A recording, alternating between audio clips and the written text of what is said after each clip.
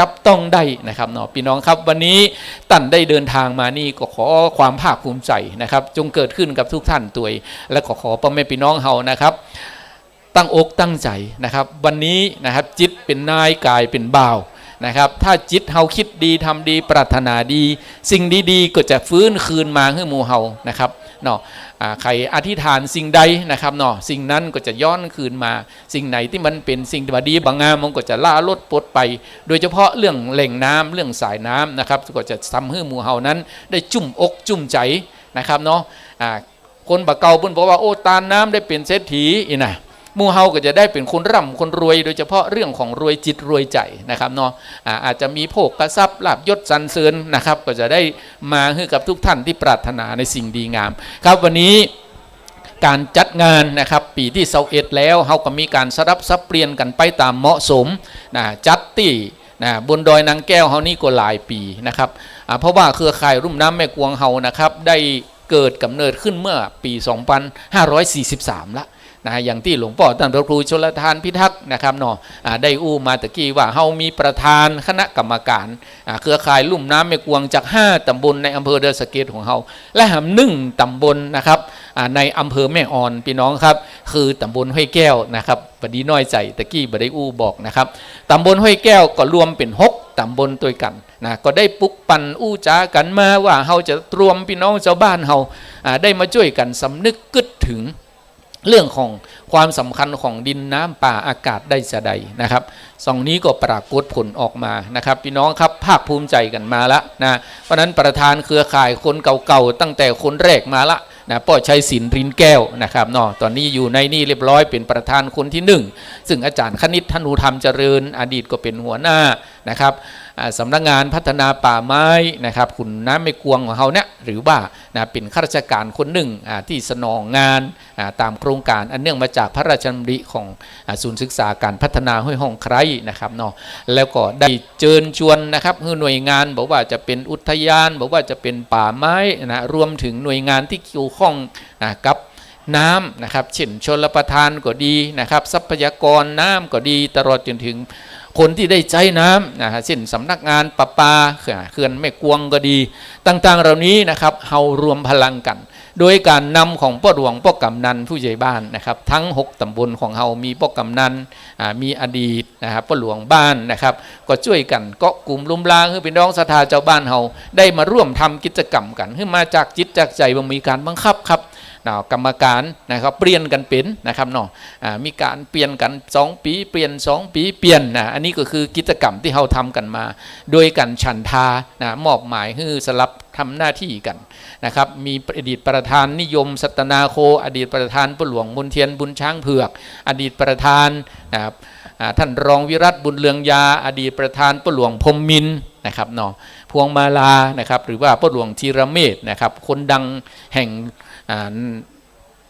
บ้านแม่กำปองนะครับแหล่งท่องเที่ยวสำคัญของโลกว่าอันเตอร์นะครับเนาะเป็นแหล่งท่องเที่ยวชุมชนซึ่งทุกอย่างนั้นก็เกิดจากการพัฒนาการด้วยการแลกเปลี่ยนด้วยการเรียนรู้นะครับที่เราได้ได้จ๋าได้ทบทวนกันมาตลอดนะครับนี่คือสิ่งดีงามที่เรามีการพัฒนากันอย่างต่อเนื่องเรามีหน่วยงานมีสถานศึกษามีโรงเรียนนะครับเนาะซึ่งก็เป็นลูกเป็นหลานที่เราจะฝากอนาคตไว้ให้กับเขานั่นแหละนะครับเพราะฉะนั้นเรื่องของประวัติศาสตร์เรื่องของรากเหง้าเรื่องของสิ่งดีงามทั้งหลายเราก็จะต้องได้มีกันช่วยกันนะครับบัดดีว่าเราเป็นคนเท่าละนะหัวงอกซุนซานละนะฮะเราขอปล่อยให้กับลูกกับหลานอย่างเดียวไม่ได้เพราะว่าเฮานี้ประสบการณ์เฮามีสิ่งดีงามเฮามีเฮาก็บอกอันดีอันงามให้กับลูกกับหลานให้เขาเข้าไปในจิตในใจในสมองว่าพ่อแม่ปู่ย่าตายายพี่ป้านะนะครับหน่วยงานองค์กรที่รับผิดชอบบ้านเมืองเฮาก็ได้ช่วยกันนะครับเนาะมีหน่วยงานอย่างมีท่านนายอำเภอมีอดีตผู้ว่าราชการจังหวัดมีนายกอบจนายกเทศมนตรีเทศบาลนะครับวันนี้มาถึงแล้วนะครับเนาะก็ขออนุญาตว่าจดเอาลายใหม่เอาชื่อบันทึกไว้ให้กำนะครับเนาะเพราะฉะนั้นวันนี้นะครับเนาะตั้งเจ้าหน้าที่ก็มีนะครับมีเต้นนะครับในการลงนามเป็นห้องว่าลงทะเบียนเนาะแสดงตัวตนนะครับเนาะซับภาษาใหม่เป็นห้องว่าเป็นการแสดงตัวตนให้กำว่าเฮามีตัวมีตนเฮาลงเอานามเอาชื่อ ไว้นะครับเป็นการสลักไว้ว่างานปีนี้นะครับวันที่9มิถุนายน2566เขาได้มาทำพิธีกรรมนะครับซึ่งเป็นการบันทึกการทำความดีนะเป็นการสะสมความดีไปแห่งอันหนึ่งนะครับเนาะเพราะนั้นความดีทำไปเตอะนะทำไปบ่ได้ประโยชน์วันนี้มันก็จะมีประโยชน์ในวันต่างหน้าแน่นอนนะครับบ่เพื่อตัวเฮาก็เพื่อสิ่งแวดล้อมเพื่อดินน้ำป่านะครับนี่สิ่งดีงามต่างๆเหล่านี้นะครับขอพ่อแม่พี่น้องเฮาโปรดได้ช่วยกันนะครับสืบสานกันต่อไปตามพระราชปณิธานนะครับที่องค์ในหลวงรัชกาลที่10นะครับเนาะพระบาทสมเด็จพระเจ้าอยู่หัววชิราลงกรณ์ได้ตั้งพระราชปณิธานว่าเราจะต้องช่วยกันสืบสารสิ่งดีงามเราต้องกันช่วยกันรักษาสิ่งที่ดีงามแล้วอันไหนที่เราจะต่อยอดได้นะครับสิ่งนี้สำคัญบ่ได้ปิดกันไม่จะต้องเนี่ยอย่างเดียวนะครับการต่อยอดในสิ่งที่ดีงามเป็นห้องว่าเป็นการสร้างสรรค์พ่อแม่พี่น้องที่รักและเคารพครับเขาช่วยกันสร้างสรรค์อันดีงามก็เอามาต่อมาเติมมาเสริมให้อย่างสภาพที่ผมได้ได้จ่าไปว่าสถานที่แห่งนี้ตะกอนก็บ่ได้เรียบร้อยตัวอีนะครับเนาะตอนหลังมาก็มีผู้ใจบุญนะครับเนาะมาสร้างห้องน้ำสร้างสุขาตอนนี้ถ้าใครนะครับเนาะจะนักจะเบาก็ไปได้นะครับเนาะไปได้นะครับมีห้องน้ำที่สะอาดเป็นน้ำสาธารณะที่พอสมควรนะครับที่ดีพอสมควรนะครับมีระเบียงมีราวกันโต๊ะอย่างเรียบร้อยสวยงามนะครับนี่คือสถานที่ที่หมู่เฮาได้มาแล้วมาเห็นแล้วก็ไปเล่าต่อได้นะครับเล่าต่อให้กับลูกกับหลานนะถนนหนทางก็ง่ายขึ้นมากราบมาไหว้นะหรือมีจิตมีใจพอมีเปียดใจอย่างใดเอามาเสริมเติมกันต่อไปตอนนี้เรามีต้นพระป่าสามัคคีนะครับเนาะเรามีการตั้งต้นพระป่าสามัคคีขึ้นมาเพื่อจะเป็นกองทุนในการพัฒนาของกลุ่มพี่น้องเครือข่ายลุ่มน้ำแม่กวงของเรานะครับเพื่อเอามาพัฒนากันโดยเฉพาะในปัจจุบันเนาะมีกิจการงานนี่มันถึงจำเป็นครับปัจจัยนะมันเป็นยอดมันหรอกมันเป็นยอดตาลเพราะนั้นเรามีพื้นมีฐานเรามีตัวมีตนเขาก็จะมียอดไม่เห็นน้อยนะครับเนาะเพราะฉะนั้นวันนี้จะ10 บาท20 บาท100 200ก็เจิญได้นะครับต้นพระป่าสามัคคีนะครับเราก็ได้มีการแจกจ่ายไปยังนะครับผู้นำหมู่บ้านผู้นำตำบลป้อกำนันแต่ละบ้านนะครับป้าหลวงแต่ละบ้านนะครับก็ได้เอาไปบอกให้กับลูกบ้านนะครับเนาะช่วยกันร่วมบริจาคมาวันนี้นะครับก็มาจดเอาเส้นแล้วก็เอามาวางไว้แล้ววันนี้เราจะได้ทำพิธีนะครับเป็นการตอดพระป่าสามัคคีเพื่อนำปัจจัยนี้นะครับมาพัฒนากิจกรรมรับรองทุกอย่างนั้นนะครับเนาะเราจะมีการดำเนินการอยากถูกต้องตามระเบียบการเงินการคลังนี่แหละนะครับให้มันเกิดประโยชน์สูงสุดไว้ใจได้นะครับเนาะครับอย่างนี้ตำบลลงเหนือนะครับป้าหลวงต้อมเนาะป้าหลวงลูกหล่อกันเดียวมาช่วยเป็นพิธีกรต่อเลยก็ได้นะเอาวันนี้ถ้าตอนบ่ายถ้ามีนะครับคาราโอเกะเห็นหน่อยหมอกมวนนะคลายเครียดนะก็ตามหัวใจพระพุทธศาสนาได้เลยว่านะครับเนาะทำดีละชั่วนะครับอันที่3ก็คือทำจิตใจให้ปลอดโปร่งสบายนะฮะบ่ต้องไปคุ้นเครื่องมองใจวันนี้เก็บภาพต่างๆไว้เฮาได้ภาพวันนี้แล้วนะครับพ่อแม่พี่น้องครับยุคนี้เป็นยุค IT นะยุคการสื่อสารทางอินเทอร์เน็ตนะครับมันว่ามันไร้สายนะมันไร้สายมันมีสายระยายละตั้นบันทึกแล้วตั้นก็เอาไปส่งตั้งเฟซตั้งไลน์เนาะตั้ง IT ตั้งหลายก็โฆษณาประชาสัมพันธ์ต่อๆกันไปว่าณสถานที่นะครับที่ป่าต้นน้ำขุนแม่กวงนะครับเทือกเขาผีปันน้ำแห่งนี้นะครับมีการรวมพลังกันสร้างคุณงามความดีนะครับโดยเฉพาะสร้างความเกื้อกูลหนุนส่งซึ่งกันและกันนะครับการเกื้อกูลนะครับท่านอาจารย์คณิตธนูธรรมเจริญก็ได้อู้จ่ายว่าการเกื้อกูลนะครับเป็นปัจจัยหนึ่งนะครับเป็นหลักธรรมหนึ่งนะครับที่เราจะต้องเดินตามหอยแห่งองค์พระสัมมาสัมพุทธเจ้าเกื้อกูลมนุษย์ต่อมนุษย์เกื้อกูลมนุษย์ต่อสัตว์เกื้อกูลต่อสิ่งแวดล้อมทรัพยากรนะครับเนาะป่าไม้สายน้ำนี่เขาก็จะต้องเกื้อกูลหนุนกันการอยู่กันยังเกื้อกูลเนี่ยทำให้สังคมของเราเนี่ยอยู่กันได้อย่างยืนยาวต่อไปนี่คือสันติภาพหรือสันติสุขเกิดขึ้นแน่นอนนะครับเนาะการมีมิตรไมตรีซึ่งกันและกันบอกว่ามิตรไมตรียังอันใดนะครับแต่มาจากใจเพราะฉะนั้นพ่อแม่พี่น้องที่เคารพรักครับวันนี้ขอเชิญทุกท่านเนอะจดชื่อแล้วก็ร่วมทำบุญนะครับเนาะจะเป็นพระป่าสามัคคีหรือใจใส่ซองใส่ตู้ก็มีปัญหาสิ่งสำคัญอันหนึ่งครับพี่น้องครับ นี่คือน้ำใจไหลขึ้นมาอย่างแท้จริงนะครับน้ำใจไม่ได้ไหลลงอย่างเดียวนะมันไหลขึ้นมา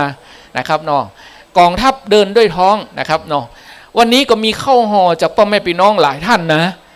ในหมู่บ้านในตำบลบอกว่าโอ้บ่ได้ขึ้นไปเนอะป้าหลวงป้ากำนันได้ประกาศไปแล้วว่าวันที่9 มิถุนา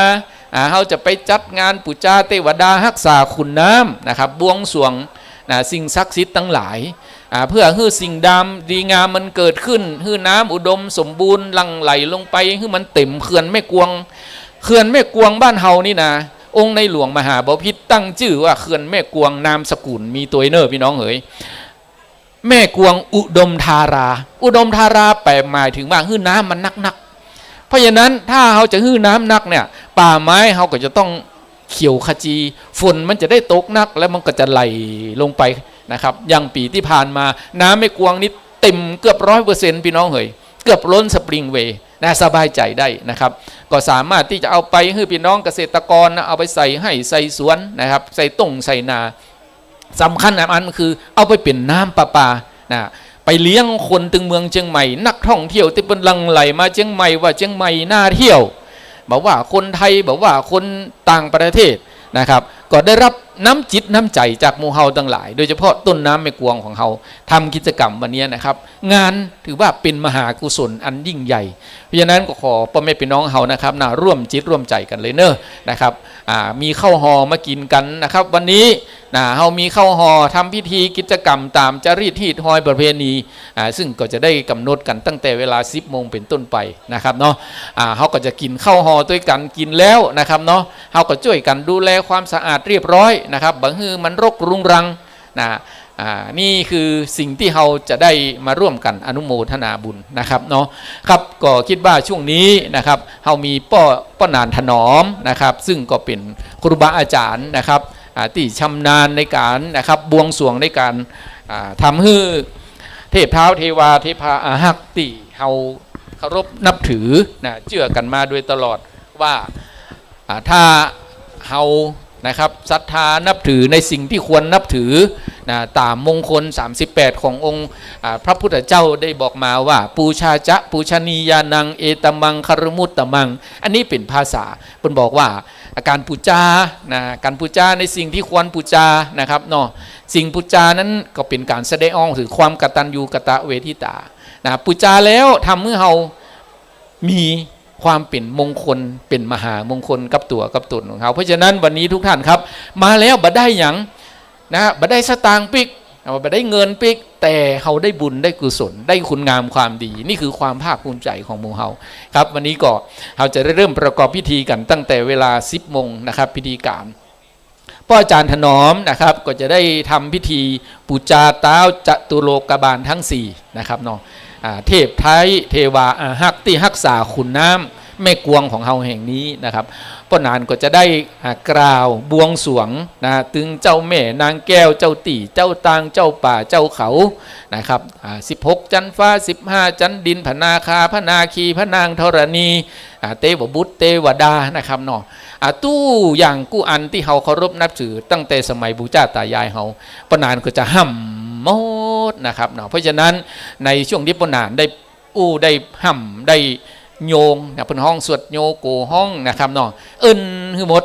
ท่านพ่อแม่น้องโปรดสังเกตนะครับปาฏิหาริย์นี่มีจริงเนอะพี่น้องครับเมื่อก่อนเนี่ยเขาบอกว่าเวลาจัดการจัดงานเป็นเรื่องงมงายนะครับบ่มีกำกึดอีนะแต่จริงๆแล้วถ้าเรารวมจิตรวมใจกันแล้วนะครับสถานการณ์ของเราเนี่ยนะฮะตะกอนเนี่ยเขาบอกว่านะครับเนาะบนดอยนางแก้วเฮานี่ไก่ไปไก่มาบางทีก็ขี่รถผ่านไปผ่านมากระตึงหน้ากัวนี่แน่ประเดี๋ยวนี้ม่วนครับหลังจากเขาทำกิจกรรมพิธีต่างๆแล้วนะครับผ่านเมื่อใดก็อุ่นใจนะครับสบายอกสบายใจนี่คือปาฏิหาริย์ที่เกิดขึ้นว่าเขาได้ผ่านแล้วเขาได้ยกมือไหว้สามแม่นางแก้วแล้วนะครับเหมือนดูโล่งใจนะพี่น้องเฮ้ยเพราะฉะนั้นวันนี้นะครับพี่น้องเฮา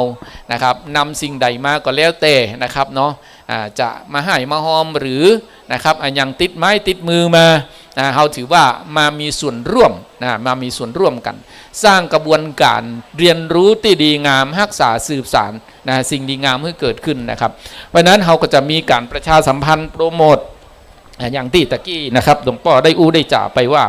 วันนี้นะครับเรามีการถ่ายทอดนะครับเนาะเรามีการถ่ายทอดทางวิทยุนะครับเนาะสถานีหลักก็คือวัดฝ่ายหินนะครับเนาะโดยพระครูสมุวิชุวัฒน์นะครับวรกิจโจวันนี้ท่านมหาสมชาติชาตะปัญโยก็ฮือเมตตามาเป็นพิธีกรเอิญบอกฮือพี่น้องศรัทธาทั่วจังหวัดเชียงใหม่แล้วก็8จังหวัดภาคเหนือของเราติดลิงก์นะครับสื่อสารไปทางวิทยุชุมชนนะครับเนาะเพื่อบอกกล่าวว่าณบริเวณยอดนอยนางแก้วของเราแห่งนี้เรามีการจัดกิจกรรมมีศรัทธาพี่น้องมีผู้นำชุมชนท้องถิ่นของเราได้มาร่วมกันอย่างอุ่นหนาฝาคลั่งนะครับเนาะเป็นความม่วนอกม่วนใจนะครับในบรรยากาศยิ้มแย้มแจ่มใสซึ่งกันและกันนะครับท่านนายกนะครับหลายตำบลนะครับได้มาสนับสนุนจุนเจือบอกว่าจะเป็นนายกตำบลนายกอันตำบลปะเมียงของเฮานะครับเนาะนายกอันสุจินนะครับเนาะแล้วก็ท่านรองนายกฝ่ายผู้บริหารต่างๆนะครับสนับสนุนป้อกำนันวิทูลป้องบรรณาชนกำนันตำบลปะเมียงเป็นประธานคณะกรรมการเครือข่ายลุ่มน้ำแม่กวงคนปัจจุบันตัวก็ได้ประชาสัมพันธ์บอกว่าตั้งเฟซตั้งกลุ่มตั้งไลน์นะครับวันนี้มีนายกประยูนตลิโยนะครับได้มาสนับสนุนเครื่องเสียงที่เขาได้ฟังม่วนๆนี่นะ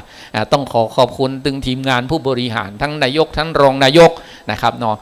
ตอนนี้นะครับหันท่านนายกมงคลชัยวุฒินายกตำบลเชิงดอยของเขาอดีตกำนันอดีตนายกปัจจุบันก็เป็นนายกก็อันนี้ก็เป็นนักอนุรักษ์คนหนึ่งนะครับเนาะจัดงานดูแลเรื่องของป่าชุมชนนะครับในเขตพื้นที่ตำบลเชิงดอยตำบลป่าเมียงอันนี้เป็นจิตสำนึกเป็นความรับผิดชอบร่วมกันละนะครับนี่ก็ขอแสดงความภาคภูมิใจในทุกๆตำบลของเฮานะครับเนาะซึ่งเป็นเครือข่ายที่ได้แนวคิดจากการรวมกลุ่มกระจายแนวคิดเครือข่ายลุ่มน้ำแม่กวงของเฮาครูบาอาจารย์นะครับเนาะหลายรูปหลายท่านหลายองค์นะครับเนาะหลายตนท่านพระครูวัดพระเจ้าปันล้านเหรียญด้วยเนาะท่านพระครูวินัทนะหันมาอยู่หันตะกี้วับแวบไปมาตัวขออนุโมทนาบุญนะครับหลวงพ่อวัดท่านพระอาจารย์พิทักษ์วรธรรมโมเจ้าวาดวัดปังไฮตัวตำบลเทพเสด็จนะครับเนาะหลวงพ่อท่านพระครูเจ้าคณะตำบลนะครับเนาะกำเดียวก็ถ้าจะเดินทางมาถึงเป็นกันอันนี้คือเป็นความสวยงามนะครับเนาะในความร่วมไม้ร่วมมือนะครับภาษาปัจจุบันเปิดห้องว่าบูรณาการก็คือเนี่ยการตั้งคนตั้งคิดรวมกันเอามาสร้างสรรค์ให้มันเกิดนะครับประหลวงบ้านนะครับเนาะจากตำบลลวงเหนือของเขาหลายหมู่บ้านนะครับเนาะหลายหมู่บ้านวันนี้มีนักข่าว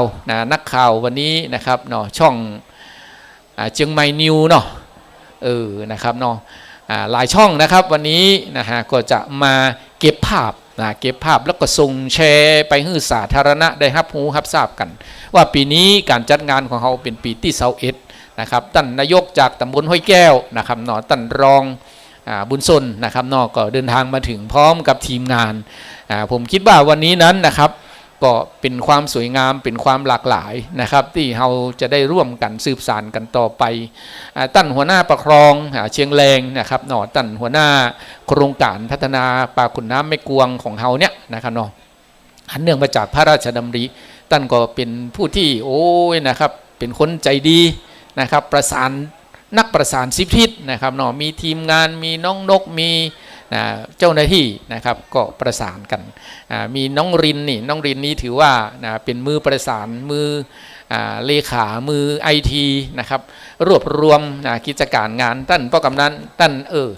นายกเนาะเอากำนันก็ได้นายกก็ได้เนาะนะครับก็คิดว่าวันนี้นะครับเนาะเราจะได้เข้าสู่พิธีการกันแฮมสักกำหนึ่งนะครับสักกำหนึ่งครับคณะกรรมการเครือข่ายลุ่มน้ำแม่กวงของเฮาชุดปัจจุบันนะครับเนาะก็มีท่านพ่อกำนันวิทูลป้องวนาชนนี่เป็นประธานรองประธานก็มีอดีตผู้ใหญ่บ้านมนูนเทศนำนะครับเนาะแล้วก็มีอดีตประธานมนเทียนบุญช้างเผือกประหลวงบ้านป่าซักงามของเฮาเป็นหมู่บ้านต้นแบบในการจัดการสิ่งแวดล้อมนะครับเนาะก็ทำให้พี่น้องเฮาภาคภูมิใจนะครับแล้วก็มีคณะกรรมการแหมนะครับเนาะจะเป็นป้าหลวงอภิชาติญาติฝูงป้าหลวงวันดีเตวานะครับเนาะ ท่านเลขาพนาวันเชื้อแก้วนะครับท่านผู้ช่วยเลขาชดาพรถมมาท่านแม่กำนันโสรัชยาบัวชุมเป็นฝ่ายประชาสัมพันธ์วันนี้แต่ละท่านก็เริ่มทยอยเข้ามาละเพราะกำนันอำนวยทิพย์จักรนะครับนี่กันกำนันตำบลป่าป้องเนื่องจากว่าเฮาขยายเครือข่ายจาก5ตำบลเก้า1ตำบลห้วยแก้วเฮาก็ขยายไปยังตำบลอื่นๆนะครับในฐานะเป็นเครือข่ายลุ่มน้ำแม่กวงของเฮา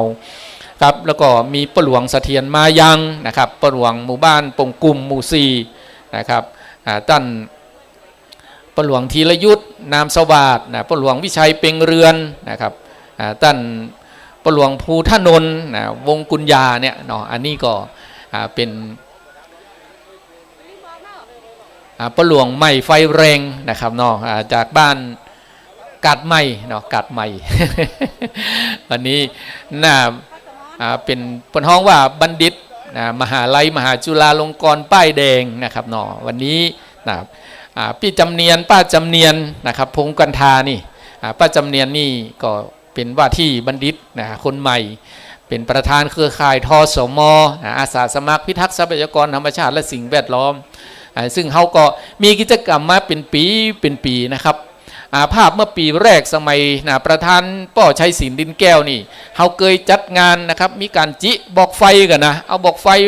มาแข่งกันปุ่งขึ้นบนฟ้าสวัสดมีแผ่วซอเนอะสมัยอดีตนะ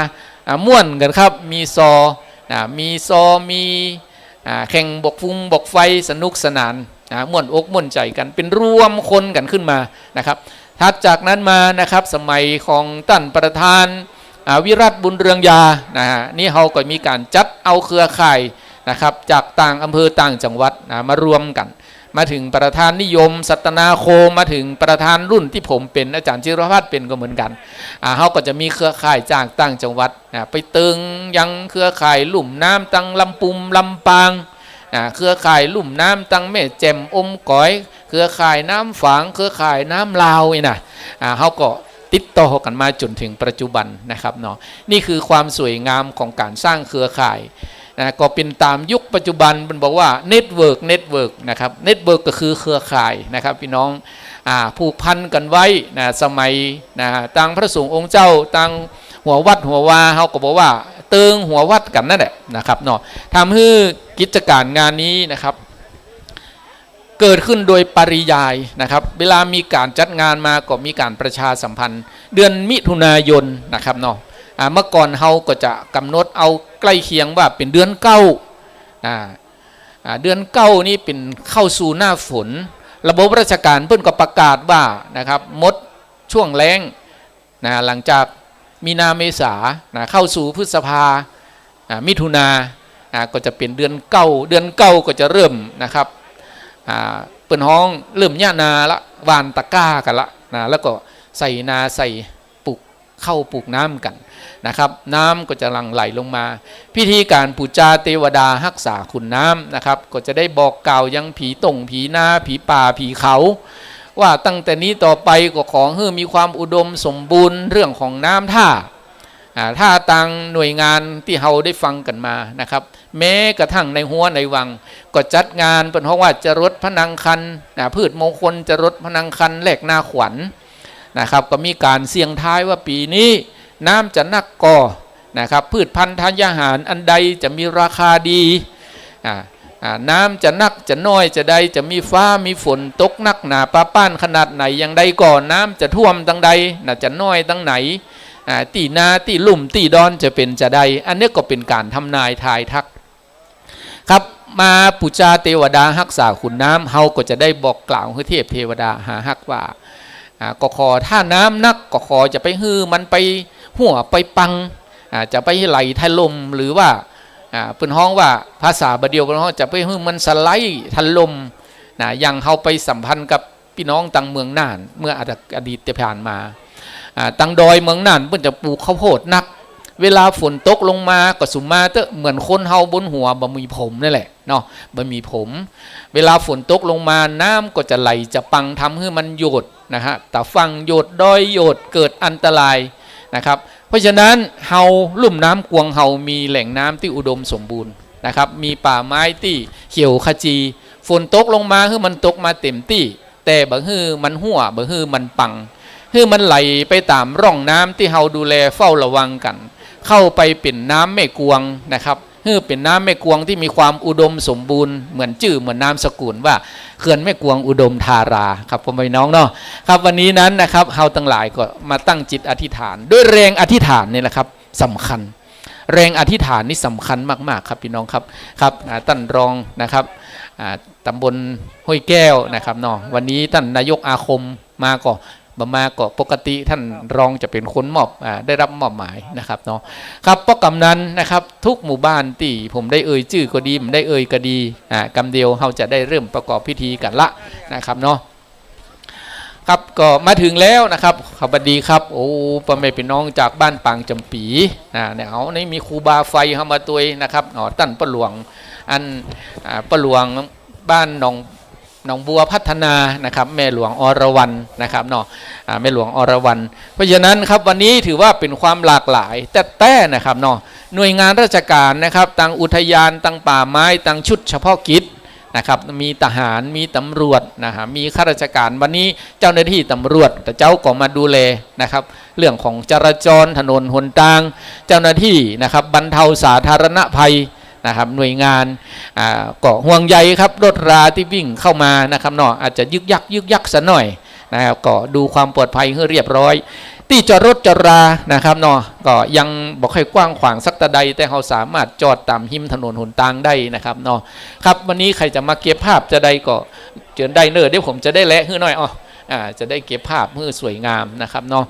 เอาละครับก็คิดว่านะครับคณะกรรมการตอนนี้นะครับส่วนใหญ่ก็น่าจะพร้อมเพียงเรียงหน้าสักครู่สักกรรมนะครับเนาะเราจะได้เริ่มประกอบพิธีการตามกำหนดการบางทีมันขวายมันเกินเวลานะครับเขาจะใช้เวลาอยู่ที่นี่ประมาณสักครึ่งวันนะครับเนาะสักวันนะครับตอนนี้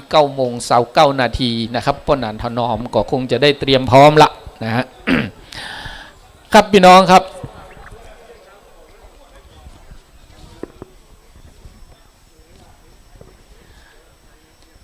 กำหนดการวันนี้นะครับเนาะเราก็จะได้มีท่านนายอำเภอดอยสะเก็ดนะครับ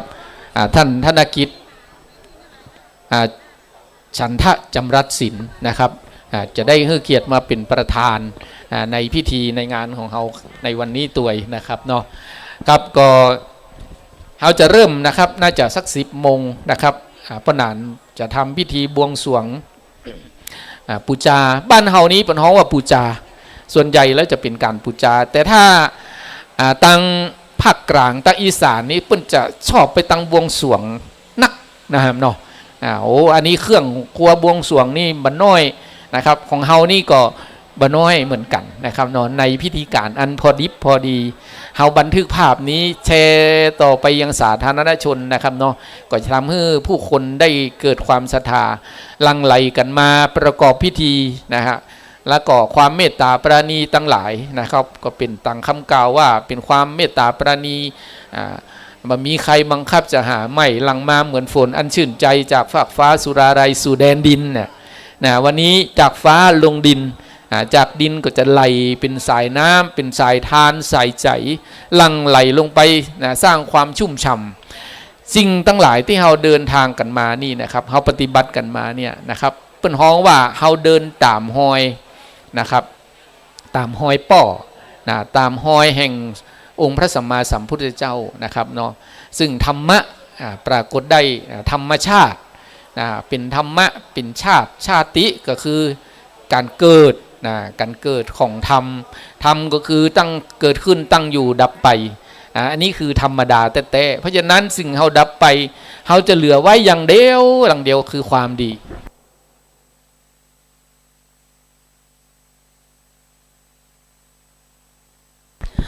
เอานะครับนอกตอนนี้ก็ประมาณ9:30กันเหลือเวลาประมาณสัก4-5 นาทีเอา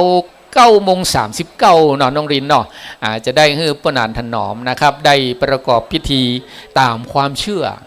ตามความศรัทธาคือ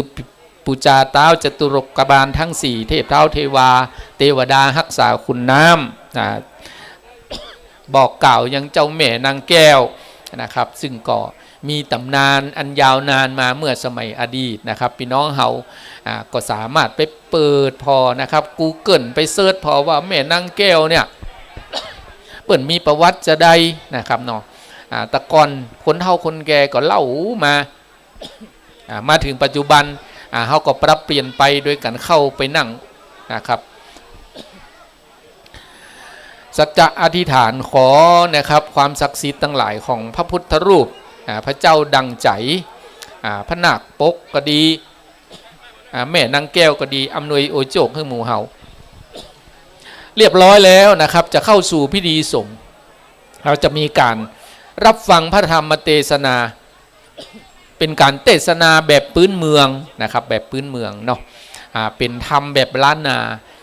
ก็ได้รับเมตตาจากพระคุณเจ้าจะเทศน์ให้เฮาฟังกัน1ผูกหมู่เฮาก็ตั้งใจนะครับทำสมาธินะครับสงบกายวาจาใจก็เกิดบุญกุศลละนะครับเนาะเสร็จแล้วเขาก็จะมีการทำบุญทอดพระป่าสามัคคีเพื่อสมทบกองทุนเพื่อการอนุรักษ์นะครับเครือข่ายลุ่มน้ำแม่กวงเสร็จพิธีตรงนี้แล้วนะครับก็จะได้มีการกล่าวรายงานคือไปเป็นแนวราชการสักประมาณเล็กน้อยนะครับท่านประธานก็จะได้กล่าวรายงานต่อท่านประธานในพิธี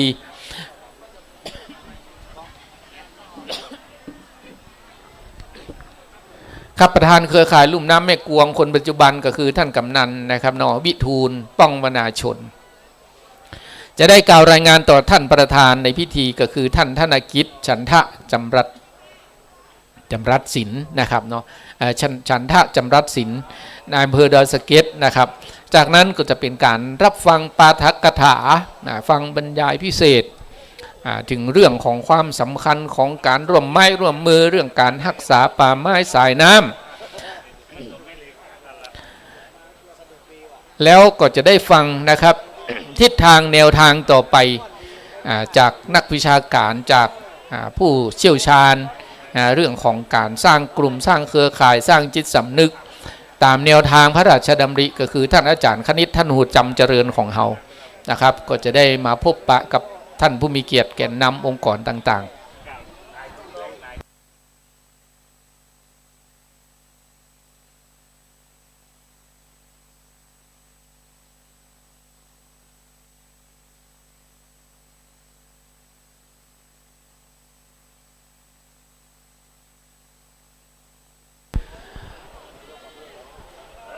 ครับต่อไปนะครับท่านอาจารย์คณิตก็จะได้มาให้รายละเอียดนะครับเรื่องของการพัฒนาทิศทางการพัฒนาศูนย์เรียนรู้แห่งนี้ในอนาคต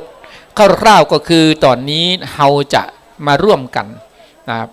ประพฤติปฏิบัติตามพระราชปณิธานสนองพระราชปฏิธานขององค์ในหลวงรัชกาลที่10คือเราจะสืบสานเราจะต่อยอดนะครับเราจะมีการพัฒนาศูนย์เรียนรู้นะครับในการจัดการสิ่งแวดล้อมนะครับเป็นอุทยานแห่งความร่วมมือของทุกเครือข่าย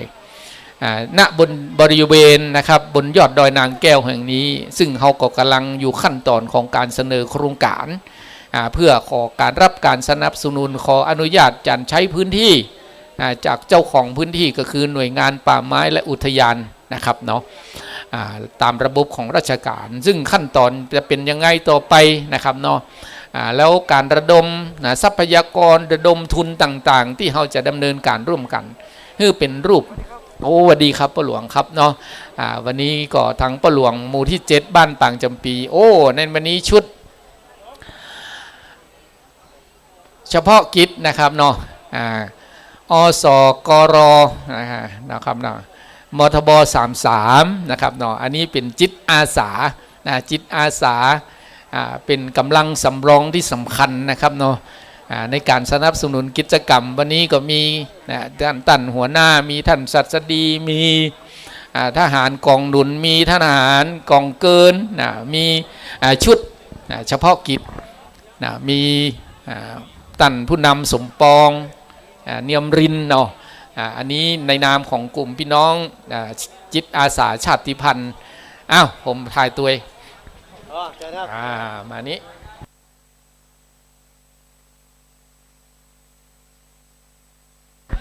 เอาละครับเนาะถือว่าวันนี้นะครับเนาะเรามารวมพลังกันละนะครับเป็นพลัง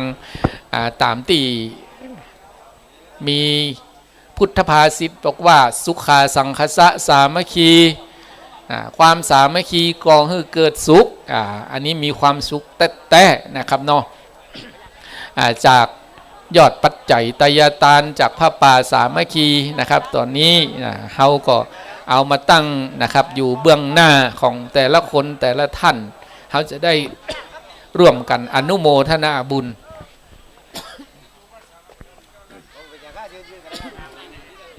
กับท่านใดจะบันทึกภาพนะครับเนาะเอาไว้เป็นโปรไฟล์ในการทำกิจกรรมอันเป็นจิตอาสาจะเป็นจิตอาสาจิตสาธารณะจะเป็นจิตอาสาจากใจหรือจิตอาสาพระราชทานที่สนองตามแนวทางพระราชปณิธานล้วนแต่เป็นความภาคภูมิใจนะครับเนาะก็ขอขอบคุณยินดีนะครับกับพี่น้องกลุ่มชาติพันธุ์บอกว่าจะเป็นคนเมืองคนไตนะครับไตเหนือไตใต้ไตลือไตเขินนะครับเอาถือว่าเป็นชาติพันธุ์ที่เป็นพลังแผ่นดินนะครับเป็นพลังแผ่นดินที่จะสร้างความเข้มแข็งให้กับบ้านกับเมืองให้กับประเทศชาติของเขาต่อไปเอาเก็บภาพไว้หน่อย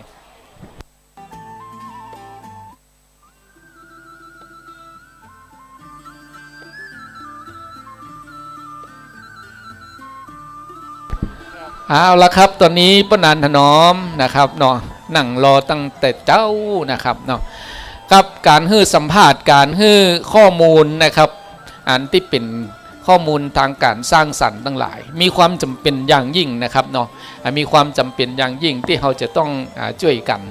นะครับเผยแพร่ต่อไปโดยเฉพาะตั้งเฟซตั้งไลน์มันไม่ได้หมายถึงเฉพาะลุ่มน้ำแม่กวงอย่างเดียวละพี่น้องครับ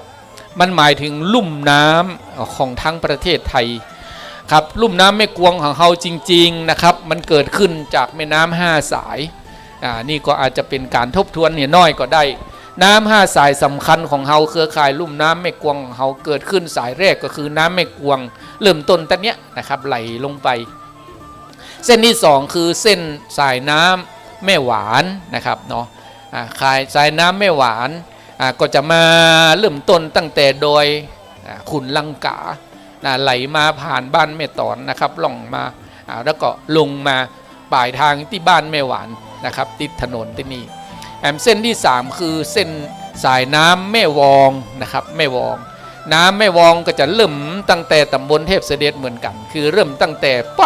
บ้านดงนะครับเนาะเริ่มตั้งแต่บ้านปงตองติ่นตกนะครับเนาะไหลมาผ่านปังไฮนะครับก็จะมาผ่านมาก็มาสมทบนะครับกับน้ำแม่หวานนะครับเนาะซึ่งไหลมาจากแม่ตอนอันนี้คือเส้นที่3แล้วพี่น้องเส้นหนึ่งคือน้ำแม่ลายครับพี่น้องน้ำแม่ลายก็จะเริ่มต้นมันจังแต่ปูนนะครับในเขตของอำเภอแม่ออนตั้งแต่ส่วนหนึ่งมาจากน้ำแม่กำปองมาจากน้ำแม่ลายไหลกันลงมานะครับแล้วก็เอามาปะแม่ลายน้อยซึ่งไหลออกจากบ้านปางจำปีก็กลายเป็นน้ำแม่ลายไหลผ่านบ้านปงกุ่มแล้วก็มารวมกับน้ำแม่หวานและกับน้ำแม่วองไหลลงรวมเป็นแม่น้ำแม่กวงรวมแล้วมี4 สายหลักครับ4 สายหลักเริ่มที่ตำบลป่าเมี่ยงตำบลเทพเสด็จและก็ตำบลห้วยแก้วเส้นหนึ่งพี่น้องครับลังไหลมาจากต้นน้ำบ้านป่าสักงามนะครับอันนั้นเป็นห้องว่าน้ำแม่ขังหรือห้วยขังมาจากบ้านป่าสักงามรวมแล้วเหมือนมือ10 นิ้วเหมือนมือ5 นิ้วของเฮาพี่น้องครับเนาะเหมือนมือ5 นิ้วมีน้ำแม่วองมีน้ำแม่ลายมีน้ำแม่วองมีน้ำแม่หวานมีน้ำแม่กวงและมีน้ำแม่ขังครับเนาะนะครับเพราะฉะนั้นพี่น้องมานะครับมีนัยยะนะครับการยกมือเฮาเนี่ยเป็นมือที่แสดงออกถึงนะครับตามที่เฮาได้หุ้มหอบทราบก็คือมันต้องรวมพลังกันนะครับมันต้องเป็นกำปั้นมันต้องเป็นพลังแต่ละนิ้วนั้นล้วนแต่มีประโยชน์ทั้งสิ้นน้ำก็ไหลลงไปเป็น เขื่อนแม่กวงอุดมธารานะครับพี่น้องครับนี่คือความภาคภูมิใจของหมู่เฮาทั้งหลายนะที่รักษาต้นไม้และสายน้ำไว้นะครับเนาะครับก็เล่าขานให้พี่น้องเฮานะครับเป็นข้อมูลเล็กๆน้อยๆนะครับเนาะครับวันนี้นะครับท่านนายกสว่างจันเที่ยงเนาะก็ยืนอยู่หันละนะบ่ได้ตักบ่ได้ต่อยนะครับท่านนายกองค์การบริหารส่วนตำบลป่าเมี่ยงป่าเทพเสด็จครับเทพเสด็จเนาะตะกอนเป็นตำบลป่าเมี่ยงรวมกันเทพเสด็จกับป่าเมี่ยงนี่นะเป็นตำบลป่าเมี่ยงแต่ว่าตอนหลังมานะมีการแยกนะครับตำบลป่าเมี่ยงเป็น2ตำบลคือตำบลเทพเสด็จก็มีอดีตกำนันสว่างจันเที่ยงนี่แหละก็คือปัจจุบันคือท่านนายกสว่างนะครับเป็นผู้บริหารอบตเทพเสด็จของเขานะครับเนาะครับตอนนี้พ่อแม่พี่น้องท่านผู้มีเกียรติครับเราได้จัดเก้าอี้เตรียมไว้เป็นที่รับรองแต่ละท่านแต่ละคนเรียบร้อยก็ขอเชิญทุกท่านเนาะหลังจากลงทะเบียนแล้วร่วมบริจาคจตุปัจจัยไตรตันอย่างนั้นเรียบร้อยแล้วขอมานั่งในพิธีเนอะในบริเวณประลัมพิธีจะได้เริ่มประกอบพิธีกันตั้งแต่เวลานี้เป็นต้นไปนะครับขอเรียนเชิญนะครับเนาะทุกท่านนะครับเนาะเข้าสู่บริเวณประลัมพิธีครับประนามถนอมครับจะได้ดำเนินการตามขั้นตอนของเฮานะครับซึ่งอันดับแรกก็จะเป็นการบวงสรวงเป็นการบูชาท้าวจตุรกบาลทั้ง4เทพไทยเทวาเทพาอาหักแล้วก็บวงสรวงเจ้าแม่นางแก้วเจ้าตี้เจ้าต่างเจ้าป่าเจ้าเขาขอทุกท่านเข้าสู่พิธีกรรมนะครับตั้งแต่บัดนี้ฝ่ายข่าวผู้สื่อข่าวทั้งหลายเนอะนะครับจะได้ก็เก็บภาพตั้งนอกตั้งปังเรียบร้อยเขาจะได้เริ่มประกอบพิธีตั้งแต่เวลานี้เป็นต้นไปนะครับเนาะ9:39 นาทีครับขอเรียนเชิญทุกท่านครับเนาะเข้ามาในประลัมพิธีครับนะครับจะได้ทำพิธีบวงสรวงในเวลานี้นะครับท่านอาจารย์ท่านนักคณิตท่านดูธรรมเจริญครับ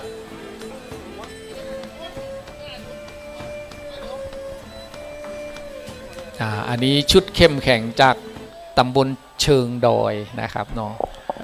เจอเนอร์ทุกท่านได้เวลาที่จะบวงสรวงเทวดารักษาขุนน้ำละประธาน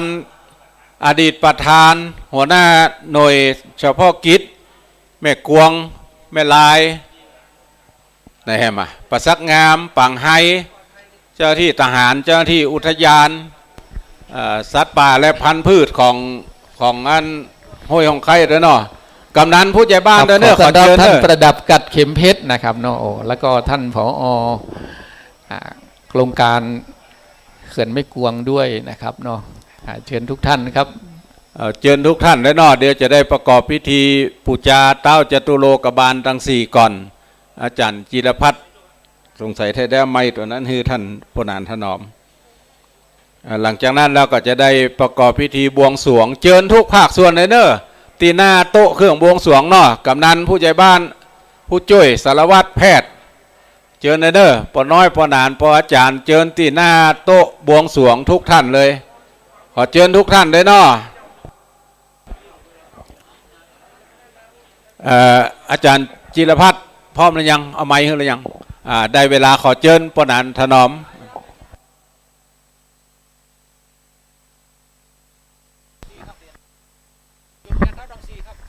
ครับตอนนี้ขอจุดเทียนดาวทั้ง4ก็ขอเรียนเชิญท่านประดับครับนะท่านประดับกัดเข็มเพชรนะครับเนาะวันนี้นะครับเป็นเกียรติอย่างยิ่งสำหรับเครือข่ายลุ่มน้ำแม่กวงเราเจิญหน้าลานบนเลยเนาะข้างลานพระบรมรูปขอเจิญทุกท่านทั้งพูดเลยทั้งเพศเป็นทั้งข้างครับเรียนเชิญท่านอาจารย์คณิตครับท่านผอ.อัธยาครับครับเรียนเชิญทุกท่านเลยนะท่านผู้นำของเราเนาะ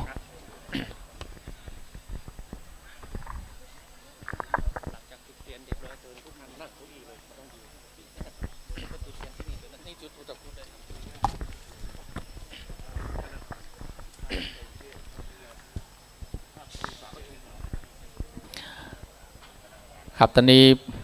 พอท่านผอ.ประดับกลัดเข็มเพชรนะครับเนาะได้ให้เกียรติเป็นประธานจุดธูปเทียนเครื่องเต้าทั้ง ท่านอาจารย์คณิตนะครับก็รับธูปจากพระนานถนอมนะครับซึ่งก็จะได้ขอแจกต่อไปให้กับท่านผู้มีเกียรติท่านผู้นำทั้งส่วนราชการ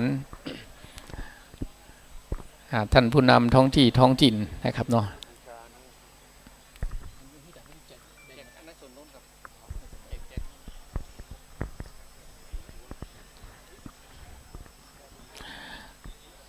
ครับตอนนี้พระนานถนอมนะครับได้จุดธูปจากเทียนเล่มแรกแบ่งกระจายไปให้ยังท่านผู้นำท้องที่ท้องถิ่นทั้งผู้นำส่วนราชการผู้นำเครือข่ายพี่น้องศรัทธาประชาชนเพื่อได้ถือธูปไว้ตั้งจิตพนมมือเพื่อเป็นสมาธิ ว่าณเวลาอันศักดิ์สิทธิ์ในขณะนี้เป็นเวลาอันเป็นมงคลทุกท่านทุกคนที่รวมจิตรวมใจรวมกายกันนะครับมาประชุมชุมนุมณบริเวณมณฑลพิธีแห่งนี้เป็นการกระทำครับท่านประธานประดับกัดเข็มเพชรนะครับได้จุดเทียนบนเครื่องสังเบยแล้วสักครู่เรียบร้อยแล้วก็จะเรียนเชิญทุกท่านนำธูปนะครับนอกเข้าไปจุด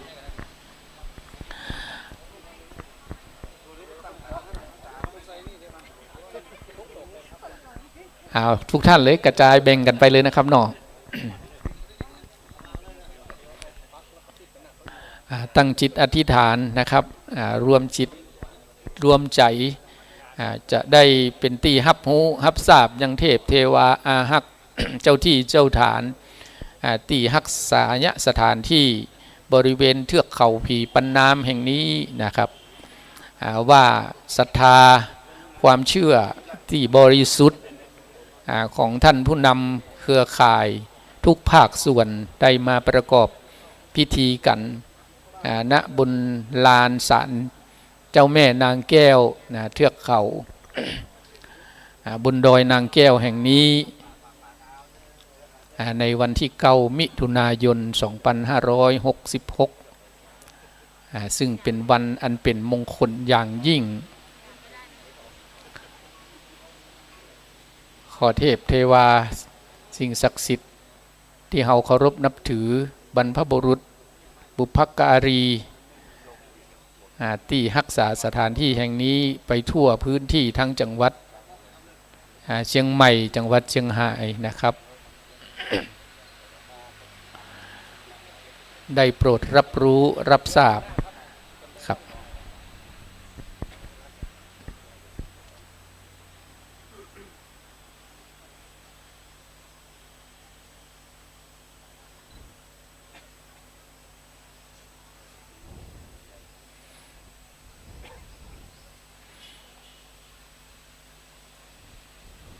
โปรดได้เป็นมงคลมหามงคลให้กับทุกท่านทุกคนที่มาร่วมประกอบพิธีในวันนี้แล้วสืบสานไปยังเครือข่ายกัลยาณมิตรผู้คิดดีทำดีปรารถนาดีต่อแผ่นดินถิ่นเกิดถิ่นอยู่ถิ่นอาศัยต่อทรัพยากรธรรมชาติและสิ่งแวดล้อมครับขอเรียนเชิญทุกท่านนะครับนำธูปมาปักเครื่องสังเวยทุกท่านเลยครับเก็บภาพบันทึกไว้มีกล้องกลางที่เราจะสื่อสารให้ท่านได้ช่วยกันเก็บภาพในโอกาสต่อไป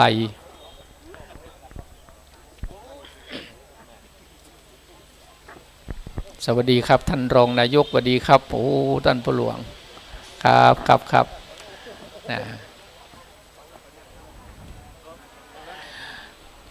จารีตประเพณีอันดีงามวิถีปฏิบัติที่ทำแล้วนะครับบ่เสียหาย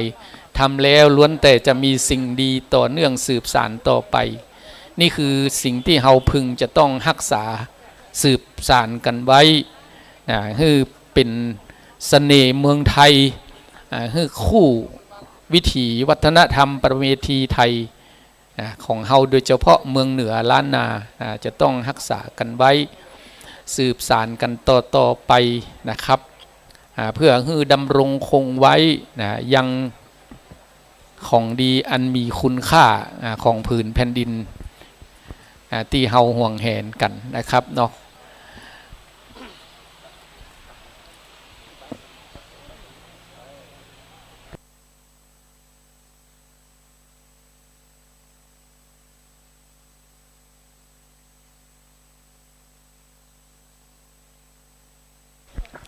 ครับเชิญทุกท่านนั่งเก้าอี้รับรองนะครับ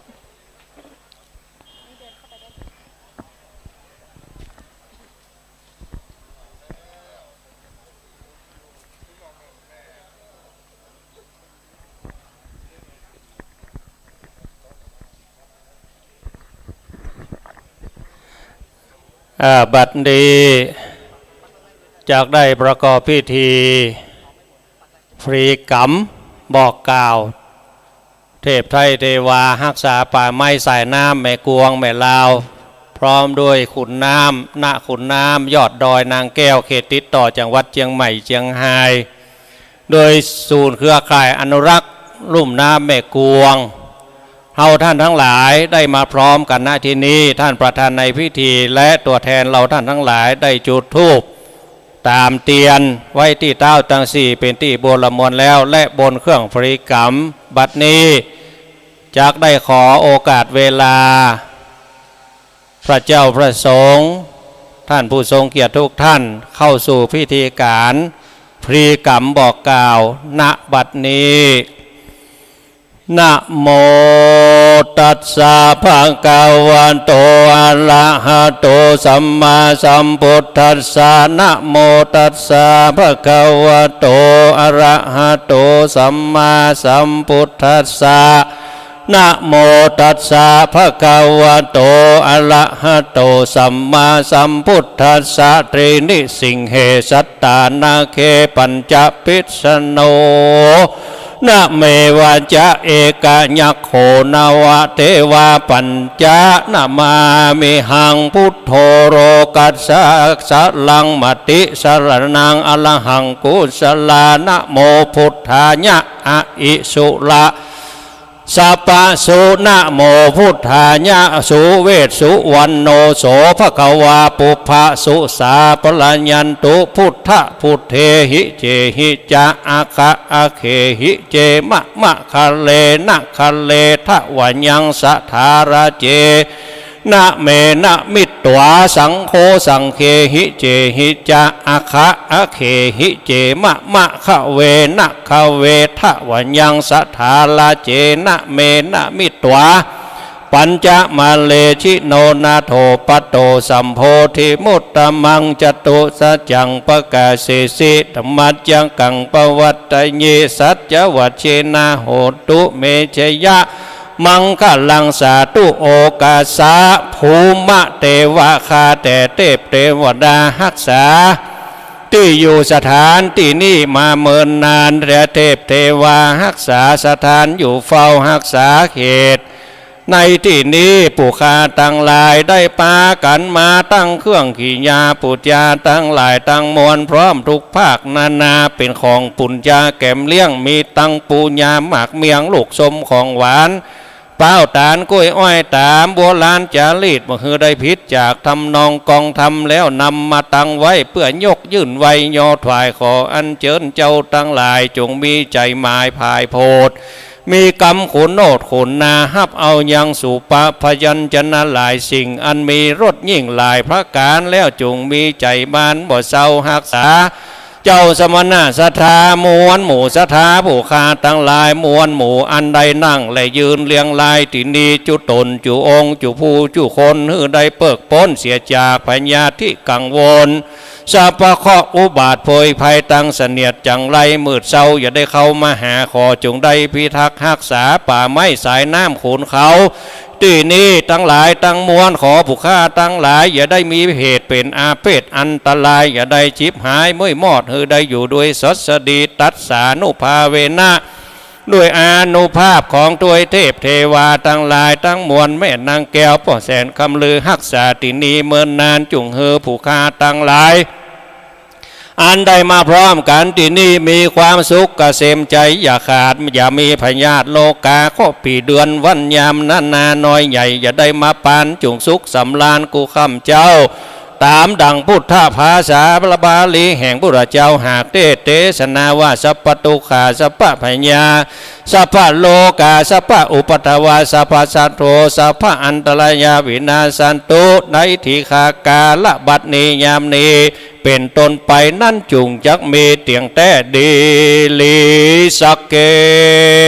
กาเมจาโรเป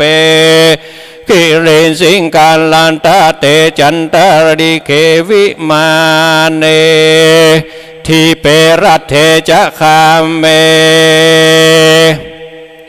ตโรวันนาคาหาเนอรัญเยวัตถุมหิเขเตภูมัฏฐาตโยจตุโลกัมปัลลาจายะมัลลาจาอินโตเวสสุวรรณนาลาจาอลิยาเมตโยโพธิสัตาวกานโยอลิญาสาวกาจาปุถุจนะกันละยานังจะสัมมาทิฏฐิเยวะพุทเทปัสสันนาธัมเมปัสสันนาสังฆปัสสันนาพุทเทสัคาระวาธัมเมสัคาระวาสังฆสัคาระวาอิโตฐานะโตญาวะปลัมปลาอิมัตสมิงสุจักกวเรสุเทวตานังมุนีวละวะจานังสาธโวโนสุนันตุพนโตเทวสังขโยคะแต่เทพเทวดาจันจาตุมหาราชิกามีเต้าทั้งสี่เป็นตนเป็นประธานทัตตรัฐวิโลละหะวิลุปะคะกุเวลาไปต่ำใจมีพระเมธรณีฐานะที่นี้เป็นที่สุดไปบนนั้นนามีพญาอินตาธิราชเจ้าตนเป็นเจ้าเป็นใหญ่แห่งสวงสวรรค์จันฟ้าในที่ขากาละวันนี้เป็นวันศุกร์ที่9 เดือนมิถุนายนพุทธศักราช2566เป็นพิธีการพรีกรรมบอกกล่าวเทพเจ้าเหล่าเทวา16จันฟ้า15จันดินเทพเทวาหักษายอดดอยขุนน้ำและยอดดอยขุนน้ำขุนเขายอดดอยนางแก้วเขตติดต่อเจียงไฮ้เจียงใหม่ตีนีเป็นครั้งที่21ในทีฆากาละบัดนี้ขออัญเชิญเทพเจ้าเหล่าเทวาจัตุโลกบาลทั้งสี่ได้ย้ายพระบาทติบมาฮับเอายังเครื่องขีญาปูจาตั้งหลายมาดแม้นว่าได้ฮับทราบกลิ่นทูบควันเทียนเสียงยื่นยงองค์การบอกกล่าวพรีกรรมแห่งข้าเจ้าผู้เป็นพิธาจารย์อันเป็นตัวแทนคณะในการประกอบพิธีในที่ฆากาละบัดนี้ขอฮือผู้ค้าตั้งหลายเพิกพ้นเสียจากภัยยะกังวลอันตรายตั้งหลายต่างๆนานาฮือเป็นที่ปิญะมนาประสังสาแก่มวลมนุษย์และเทวดาตั้งหลายตั้งแต่กาละบัดนี้ยามนี้นั่นจุงจักมีเตียงแต่ดีลีเตอปุลิมัตสมิงที่สาภาเคกาเยมังรักขันตุอาหังวันตามสัพพตายันตังสันตังปะทังอภิสวงหายทักขินามัตสมิงที่สาภาเคกาเยมังรักขันตุอาหังวันตามสัพพตายันตังสันตังปะทังอภิสวงหายปัจจิมัตสมิงที่สาภาเคกาเยมังรักขันตุอาหังวันตามสัพพตายันตังสันตังปะทังอภิสวงหายอุตตรมัตสมิงที่สาภาเคกาเยมังรักขันตุอาหังวันตามสัพพตายันตังสันตังปะทังอภิสวงหายอุปริมัตสมิงที่สาภาเคกาเยมังรักขันตุอาหังวันตามสัพพตายันตังสันตังปะทังอภิสวงหายปุริมัตสมิงที่สาภาเคกาเยมังรักขันตุอาหังวันตามสัพพตายันตังสันตังปะทังอภิสวงหายทักขินามัตสมิงที่สาภาเคกาเยมังรักขันตุอาหังวันตามิสัพพตายันตังสันตังปะทังอภิสวงหายปัจฉิมัตสมิงที่สาภาเคกาเยมังรักขันตุอาหังวันตามสัพพตายันตังสันตังปะทังอภิสวงหายอุตตรมัตสมิงที่สาภาเคกาเยมังรักขันตุอาหังวันตามสัพพตายันตังสันตังปะทังอภิสวงหายอุตตรมัตสมิงที่สาภาเคกาเยมังรักขันตุอาหังวันตามสัพพตายันตังสันตังปะทังอภิสวงหายอุปริมัตสมิงที่สาภาเคก กาเยมังรักขันตุอาหังวันตามสัพพตายันตังสันตังปะทังอาภิสวหายปุริมัสสมิงทิสาภาเคกาเยมังรักขันตุอาหังวันตามสัพพตายันตังสันตังปะทังอาภิสวหายทักขินามัสสมิงทิสาภาเค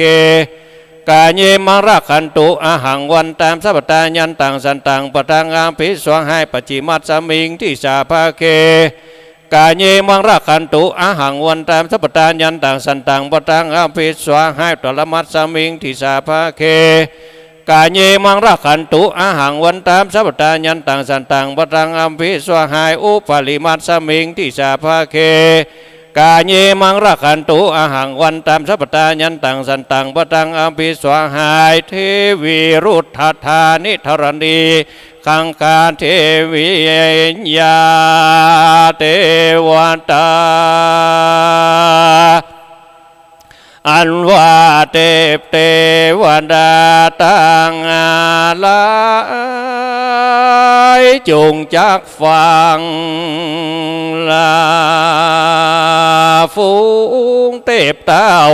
อันอยู่ด่านดาวเขตคงไก่แผ่นดินไก่อากาศโลกกว้างจักรวาลไพรประนมแผ่นดินกลมทั่วทุกดาวโคงเขตด่านดงรีอันอยู่ในนาทีนั้นน้ำกูเถื่อนทำสลีตั้งเส้นยาและวันลี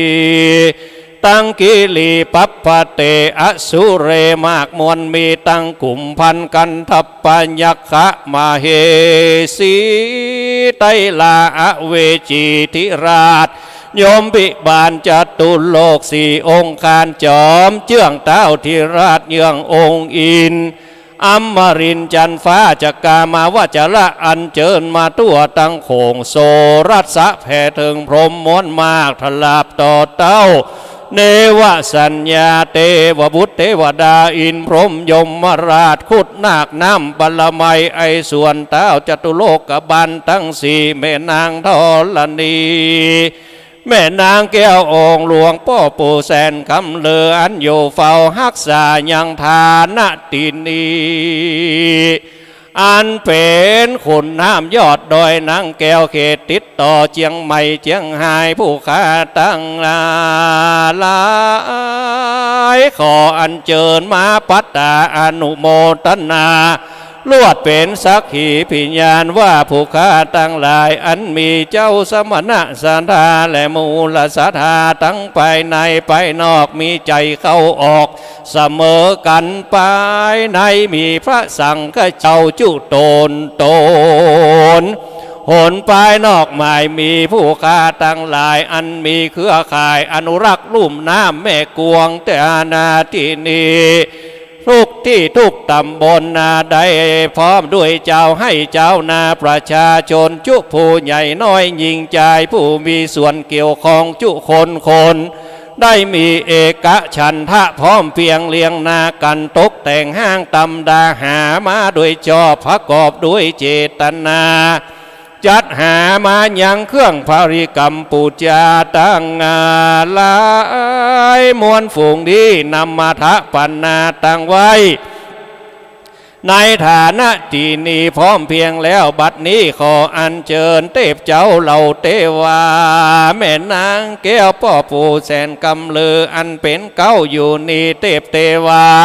ฮักษายังขุนน้ำแม่กวงแม่หวานแม่วองแม่ลายแม่คังตั้งลายตั้งมวลแม่ลาวตั้งลายตั้งมวลจุดโดนจูองจุงจักปากันมาขออัญเชิญเจ้าป่าเจ้าเขามาเนอตันตั้งลายอันตายไปเป็นผีเป็นพายเป็นเพศเป็นยักษ์ขังคาอยู่ในป่าไม้ดงหลวงป่าผีตีต้าน้ำแล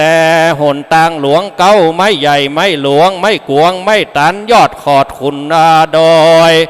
ต้องห้วยเหล่าเขาเถื่อนทำย่านน้ำโกหาตีไก่ตีใดตีหนึ่งคือว่าอันใดตายไปใดเจ็ดเจนขกุลเป็นเก้าเจนขกุลเป็นแดนแสนเจนขกุลเป็นขนาดเฮือตันตั้งหลายได้ปากันมาจุ่มนุมในกาละบัดนี้ ยามนี้มาหับหูว่าเจ้าสมณะศรัทธาและมวลหมู่ศรัทธาผู้ค้าทั้งหลายในนามศูนย์เครือข่ายอนุรักษ์ลุ่มน้ำแม่กวงทั้งหลายและสายน้ำทั้งหลายทั้งมวลฝูงนี้จักได้ปากันมากระทำพิธีบอกกล่าวเทพเจ้าเหล่าเทวาในพิธีสืบชะตาอาป่าไม้สายน้ำปูจาเทพเจ้าเหล่าเทวาอันจักมีเครื่องจำหมายยังน้ำฟ้าสายฝนจักยามาฮับเอายังเครื่องขี่ยาปูจามีตั้งชิ้นดิบยังบ่ได้แกงชิ้นแดงยังบ่ได้ต้มของอันสุกเหลียกลมดีงามแล้วเขาตอกดอกไม้ลำเตียนมาจำเนียนไว้เนื้อทานนตินีขอท่านทั้งหลายจู้ผู้จูนามจงมาฮับเอาอย่างเครื่องขี่ยาปุจจาบัดนี้จิมเตอร้อนว่าฮับแล้วขอจงเฮเนี่ยเฮน้ำฟ้าสายฝนตกต้องตามฤดูการพอพระมานกับการเกษตรกรรมกสิกรรมการเนี่ยให้ใส่นาขอปิจาเข้ากล้าได้งอกงามดีได้ซึ่งผลผลิตตามกรรมกรรมภาดนาแห่งผู้ฆ่าทั้งหลายและผู้ฆ่าผู้เป็นพิธาจารย์ได้วอนวานบอกกล่าวในที่คากาละบัดนี้บ่เต้าแต่นั้นตั้งแต่กาละบัดนี้ขออัญเชิญเทพเจ้าเหล่าเทวารุกขะเทวดาจุงจักปากันมายังสิ่งสถิตรักษาอยู่เฝ้ายางต้นไม้ใหญ่ไม้หลวงใหญ่น้อยตั้งหลายอันจักผู้ฆ่าตั้งหลายจักได้สืบจัตตาจักได้ห้อยย้อยโดยเครื่องจำหมายอันมีผ้าเหลืองและตะแล้วขอท่านทั้งหลายจุงปากันมานิดนั่งเฝ้ารักษายอดดอยต้นไม้ใหญ่ไม้หลวงขุนห้วยขุนน้ำตั้งหลายตั้งมวลกับตั้งลุกขะคามวลมาขออัญเชิญเจ้าป่าเจ้าเขามาเนอมาเนอสู่ตันตั้งหลายอันว่าได้ยินเสียงยืนยงองค์การบอกกล่าวในที่คากาละบัดนี้อยู่ที่ไก่ที่ไก่ที่ใดที่หนึ่งก็ดีขอสู่เจ้าตั้งหลายได้หับหูหับทราบในว่าบัดนี้สมณศรัทธาและหมู่มูลศรัทธาผู้การตั้งหลายจักได้ทำพิธีสืบชะตาสายน้ำระต้นไม้ขนเขาตินีในทีคากาละบัดนี้แล้วสั่งพิทักษ์รักษาป่าไม้ยอดดอยเขาขุนน้ำขุนเขาตั้งแต่บัดนี้เป็นต้นไปมาดแม้นว่ามันผู้หนึ่งผู้ใดใดกระทำย่ำยีต้นไม้ได้ตัดฟันบันบกได้กระทำด้วยเหตุการณ์อันบ่บังควรขอเตจะเทวดาผีป่าผีเขาที่ได้อัญเชิญบอกกล่าวได้มาสถิตห้าเอาอย่างเครื่องขีญาปุจจาเหล่านี้เนี่ยเฮอกระทำเฮอภูกละผู้นั้นอันเป็นเหตุด้วยกระต่างนานาฮิการว่าได้ศอกก็ขอฮือลงกำว่าฮือมีอายุตีขาอย่าได้ยืนยาวเตียงมั่นฮือมีมันผู้นั้นมีอายุสั้นปันตายฮือปันวินาศชิบหายตายวายลงด้วยเสียทั้งของเลี้ยงและลูกเมียเนี่ยและกระทำการอย่างใดก็ฮือลุฮือปังฮือเสียมีร่างกายอิดอ่อนเพลียเสียแหงแข้งหักขาห้านพี่น้องเจ้าบ้านปากันลุมจังถูกคุมคอกคุมขังด้วยอาทยาบันเมืองอย่าได้ลุ่งเรืองในศาสนามีลูกเต้าก็อย่าได้อยู่ถ้อยฟังกรรมเนี่ยฮือเสียเงินเสียคำจุมือจุวันจุยามเลี้ยวซ้ำกว่าเปื่อนเจ้าบ้านแม่นจักปลูกฝังยังปิดจะเข้ากล้าก็อย่าได้งอกเงยฮือลวดชิบหายจักประกอบพาณิชกรรมค้าขายอะไรล่องต้องบ้านเตียวเมืองก็ขอฮือได้ขาดทุนเสี่ยงเสียกันว่าจักประกอบเสวัตกรรมจักข้าขึ้นเฝ้าเจ้าพญาผู้มียศศักดาก็อย่าได้สมกรรมกรรมภาธนาเดเตอเข้าของเครื่องใจจู้อย่างจู้อันมีอยู่ก็ขอฮือศูนย์แก่ทรายฮือหายแก่หญ้ามีหน้าตาอันหม่นหมองเศร้าไร้ราศีหลอนว่าปุกละผู้นั้นได้กึดดีกึดได้วันใดก็ดีได้กระทำการปลูกต้นไม้ใหญ่ไม้น้อยไม้หลวงไม้กวงไม้ตันโปควรแก่การกระทำได้ปากันพัฒนารักษาป่าไม้ขุนเขาคืนมาด้วยจิตใจอันได้กึดได้แล้วก็หากจักฮือได้พ้นจากกรรมจมกรรมปล่อยกรรมแจ้งแห่งผู้ฆ่า ตามองค์การอันกล่าวมานี้ทั้งหลายทั้งมวลพระการหนึ่งขอเทวดาเจ้าทั้งหลายสู่เจ้าทั้งหลายจงผายแผ่ไมตรีจิตฮือผู้ฆ่าทั้งหลายตั้งภายในภายนอกอันปากันมาพร้อมเพียงเลี้ยงหน้ากันจุงประกอบไปด้วยสลีทีฆาอายุมั่นยืนยาว120 ขวบเข้าหิก็ขอฮือปันมาหาก็ขอฮือปันได้ฮือการกุ่งรุ่งเรืองในหน้าที่การงานยศศักดิ์ตำแหน่งมีความสุขกายสบายใจเหมือนกันจุตนจุองค์จุผู้จุคนจุใหญ่น้อยใจยิงนั่นจุงจักมีเตียงแต่ดีหลีเตอสิทธิกิจยังสิทธิกรรมังสิทธิลาพังพระวันตุเตสาธุสำเร็จสาธุสำเร็จสาธุสำเร็จขอเรียนเชิญท่านประธานได้มาประพรมน้ำเข้ามีนส้มปล่อยบนเครื่องพริกรรมปูจาเทพเทวารักษาป่าไม้ขุนเขาขอกราบเรียนเชิญท่านประธานอีกครั้งหนึ่งครับได้ประพรมขอกราบเรียนเชิญท่านอำเภอดอยสะเก็ดครับเนาะท่านธนกฤษชันทะจำรัดศิลป์นะครับเนาะวันนี้ให้เกียรติมาร่วมเป็นประธานในพิธีบวงสรวงเทพไทยเทวารักษาป่าไม้และสายน้ำแม่กวงแม่ลาวของเราครับ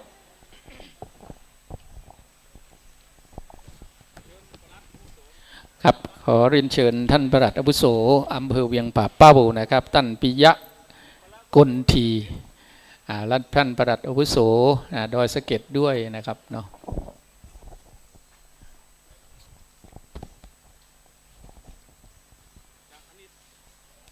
ครับเรียนเชิญท่านอาจารย์คณิตธนุธรรมเจริญด้วยนะครับเนาะมาร่วมกันเพื่อเป็นมงคลครับ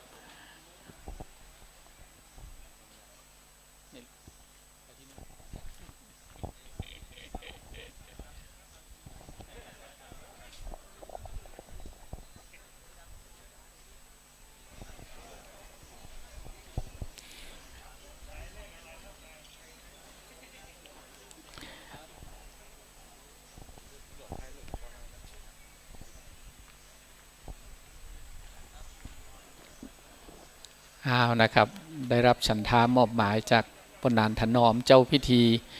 คือท่านผู้แทนท่านผู้นำท่านผู้มีเกียรติของเขานะครับได้ประพรม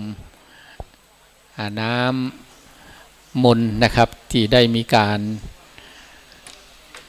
เสกคาถาเพื่อให้เป็นมงคลและก็มีความศักดิ์สิทธิ์ในพิธีวันนี้นะครับเนาะ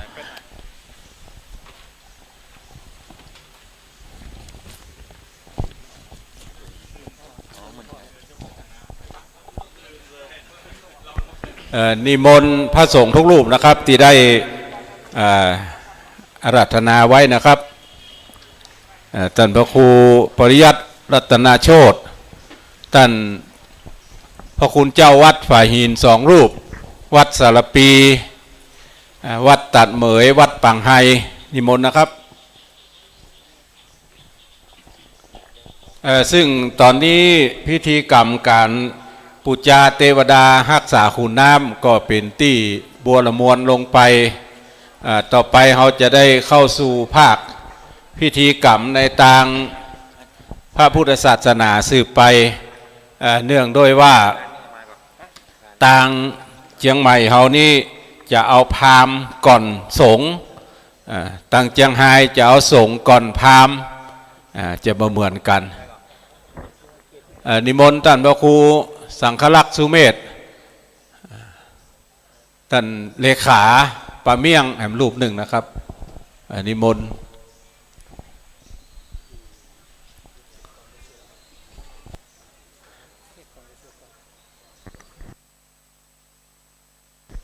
เดี๋ยวจะทำพิธีเจริญพระพุทธมนต์ก่อน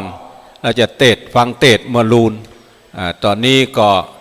ในช่วงนี้ก็เปื่อบ่ฮือเสียงมันได้ดักขอเรียนทุกท่านว่า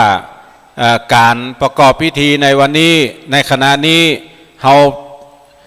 บัจจัยฟังกับเฮานี่ตีเดียว8จังหวัดภาคเหนือได้ยินเฮาหมดประเด็นนะถ่ายทอดสถานีวิทยุกระจายเสียงโดยวัดฝ่ายหินเป็นแม่ข่ายถ่ายทอดไป8จังหวัดภาคเหนือนอกนั้นทางอินเทอร์เน็ต ต่างลายต่างเฟซซึ่งวัดฝ่ายหินและคลื่นสีขาวถ่ายทอดสดไปทั่วโลกตอนนี้ขอเชิญอาจารย์จิรพัฒน์ได้เริ่มประกอบพิธีกรรมต่อไปครับก็กับนมัสการพระคุณเจ้านะทั้ง9 รูปนับว่าเป็นนิมิตหมายอันดีนะวันนี้ท่านนายอำเภอดอยสะเก็ดนะครับท่านธนกิจฉันทะจำรัดศิลป์นะครับเนาะได้ให้เกียรติมาเป็นประธานและได้รับเกียรติจากท่านปลัดอาวุโสอำเภอเวียงป่าเป้านะครับนะท่านปิยะกลทีนะครับผู้แทนท่านอำเภอดอยเพียงป่าเป้านะครับได้มาร่วมตัวนอกนั้นยังมีท่านผู้เกียรติของเฮานะครับท่านผู้นำองค์กรผู้นำส่วนราชการนะครับผู้นวลภาคประชาชนซึ่งก็มีความศรัทธาในการเคารพนับถืออย่างสิ่งที่เฮาได้ปฏิบัติกันมาสืบทอดในปีนี้เป็นการจัดงานปีที่21นะครับเนาะนับว่าเป็นการสืบสารรักษาสิ่งดีงามให้เกิดขึ้น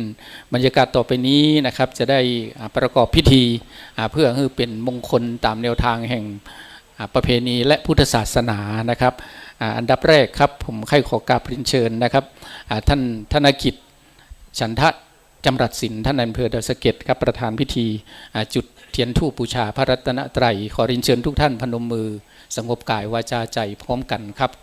กราบเรียนเชิญท่านนายอำเภอครับ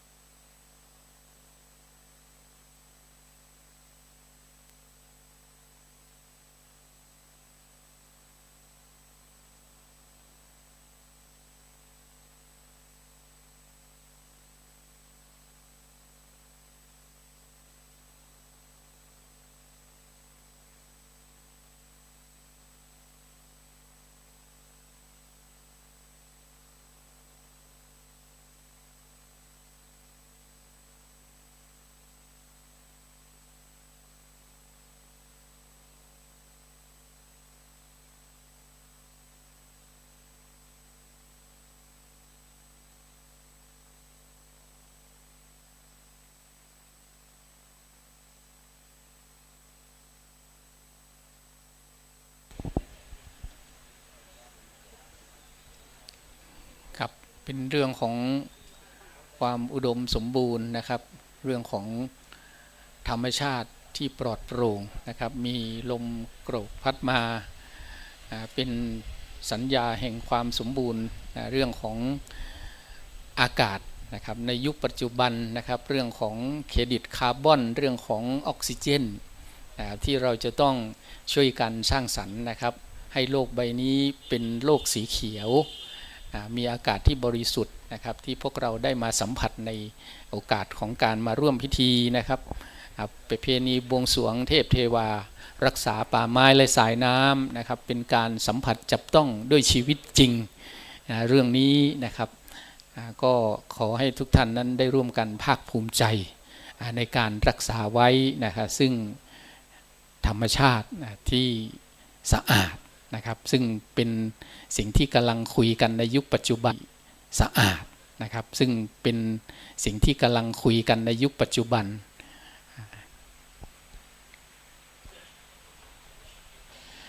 กลทีได้ประเคนขันดอกไม้นะครับแก่พระประธาน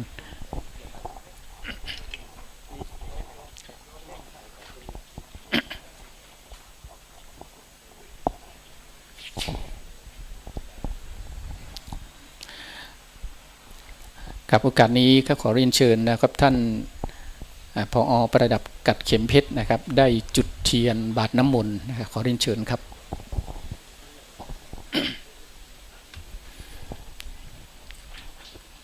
ครับวันนี้ก็ท่านอดีตผู้อำนวยการศูนย์ศึกษาการพัฒนาห้วยห้องไคร้อันเนื่องมาจากพระราชดำรินะครับก็ท่านก็ยังมีความผูกพันกับเครือข่ายกับพี่น้องที่เดินตามรอยพ่อนะครับตามแนวทางปรัชญาอันเนื่องมาจากพระราชดำรินะทั้ง 4,000 กว่าโครงการศูนย์ศึกษาการพัฒนาห้วยห้องไคร้เราถือว่าเป็นศูนย์ศึกษาที่เราได้เรียนรู้นะครับแล้วก็จะต้องสืบสานกันยาวนานต่อไป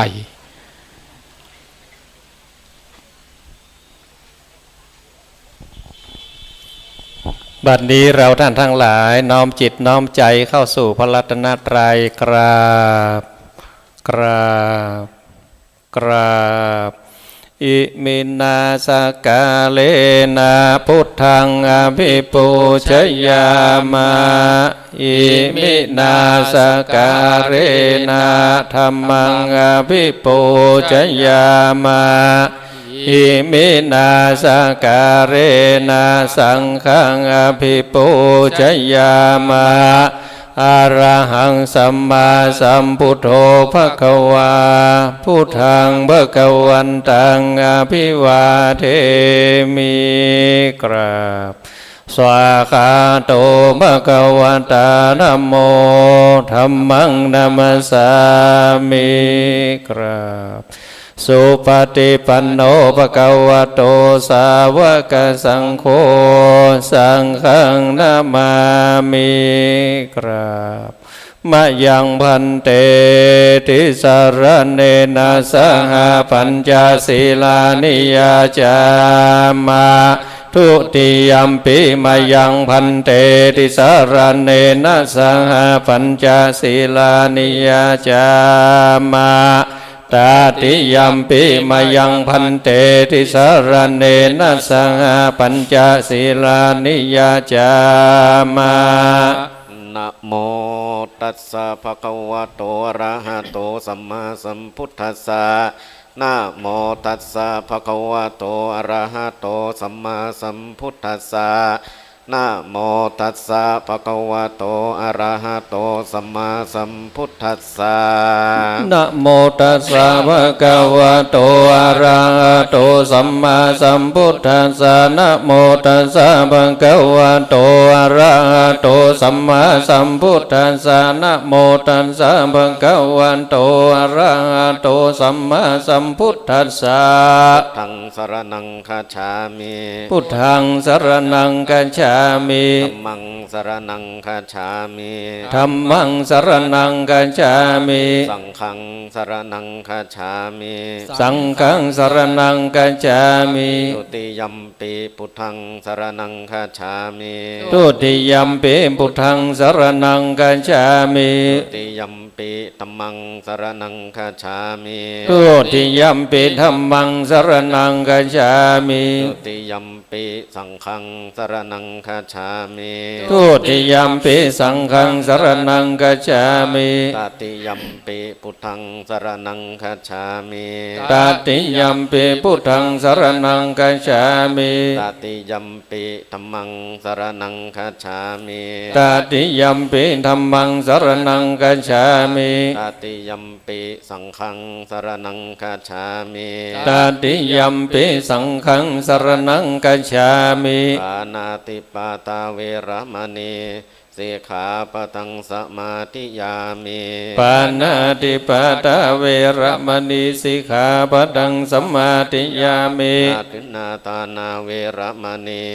สิกขาปะทังสมาธิยามิอาทินนาทานาเวระมณีสิกขาปะทังสมาธิยามิกาเมสุมิจฉาจาราเวระมณีสิกขาปะทังสมาธิยามิกาเมสุมิจฉาจาราเวระมณีสิกขาปะทังสมาธิยามิมุสาวาทาเวระมณีสิกขาปะทังสมาธิยามิโมสาวาทาเวระมณีสิกขาปะทังสมาธิยามิสุราเมรยามัชฌปมาทัฏฐานาเวระมณีสิกขาปะทังสมาธิยามิสุราเมรยามัชฌปมาทัฏฐานาเวระมณีสิกขาปะทังสมาธิยามิมานิปัญจสิกขาปตานิสีเลนะสุขติงยันติสีเลนะโภคะสัมปทาสีเลนะนิพุติงยันติตัสมาสีลังวิโสทะเยสาธุสาธุสาธุวิปัตติปฏิภาหายาสัมปะสัมปติสิทธิยาสัมพันธุกวินาศาญะปริตังพรุธมังกลัง วิปติปฏิปหายาสัมปะสัมปติสิทธิยาสัมภาพยาวินาสาญะปริตังพรูธมังกลังวิปติปฏิปหายาสัมปะสัมปติสิทธิยาสัพพโรคะวินาสาญะปริตังพรูธมังกลังปาลิตวานาเมตังสเมตาพะทันตาอวิกิตาจิตาปาลิตังพะทันตุสักเขกาเมจารุเปคิลิสิกาลตเตจันดาลิเกวิมาเนทีเปลเตจักขเมตาลุวันนาคาวัตุเมเขเต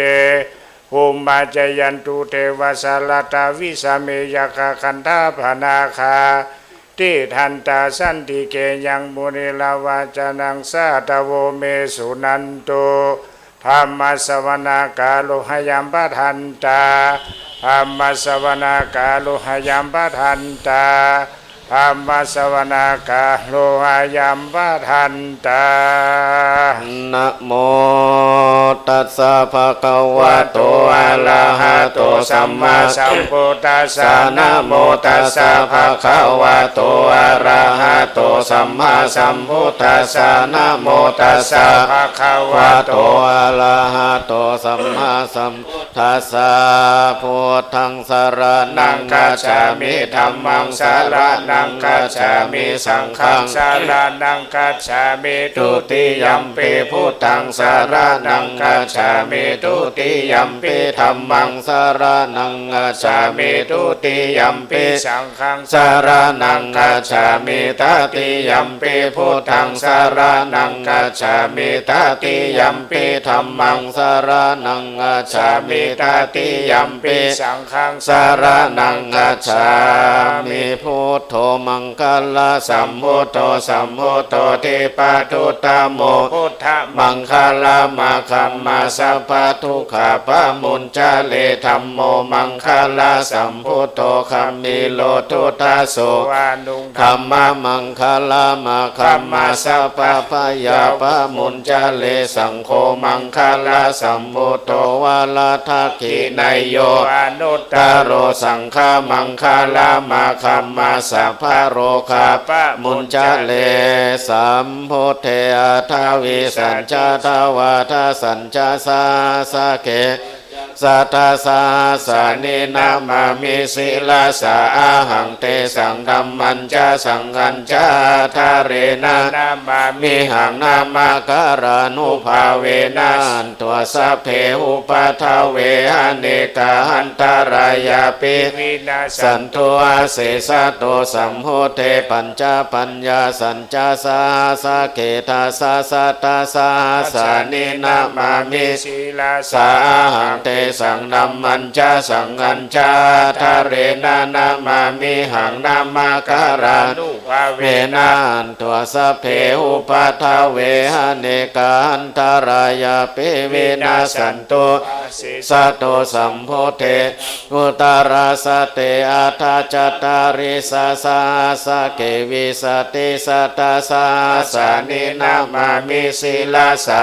หังเตสังนัมมันจาสังฆัญจาทาเรนะนามามิหังนามาการานุภาเวนันตัวสัพเพอุปัฏฐาเวหเนกาหันตารายาปิวินาสันโตอาเสสะโต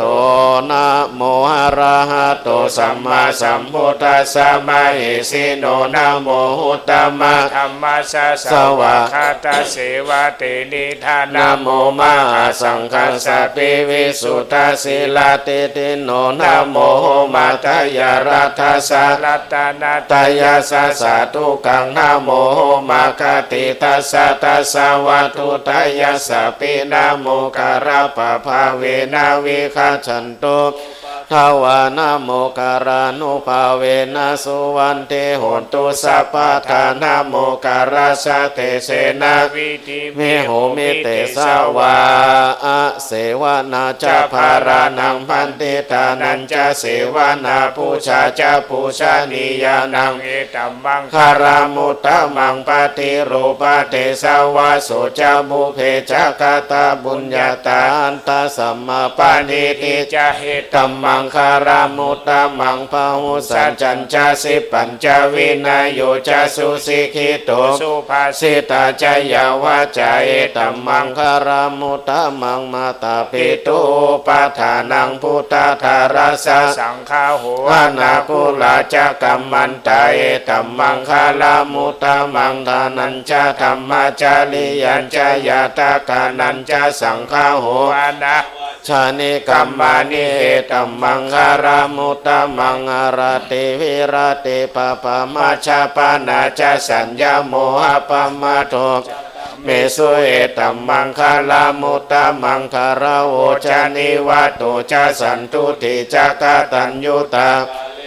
ธรรมสวรรนังเอตัมมังคารามุตตะมังคันติจะสุวัจจะสัทธะสัมมานานัญจะทัสสะนังกาเลนะธรรมสักกัจฉาเอตัมมังคารามุตตะมังตะโพจะพระมจาริยัญจะหาริยสัจจานาทัสสะนังนิพพานาสัญชิกิริยาจะเอตัมมังคารามุตตะมังพุทธัสสะโลกธัมเมหิจิตังยัสสนะกัมปติสุกังเวลาสังเขมังเอตัมมังคาลามุตตะมังเอตติสานิคตัวนาสัพพะธรรมปะลาสิตาสัพพะตาสุติคัจฉันติตันเดสังมังคาลามุตตะมันติมหามังคาลาสุตังยังขินเจเวตังหิตาวาหุลังวาสักเกสุวายังรัตนังปานิตังนาโนสัมมาหติตาถาคาเตนะอิธัมปิพุทเทลัตตานังปานิตังเอ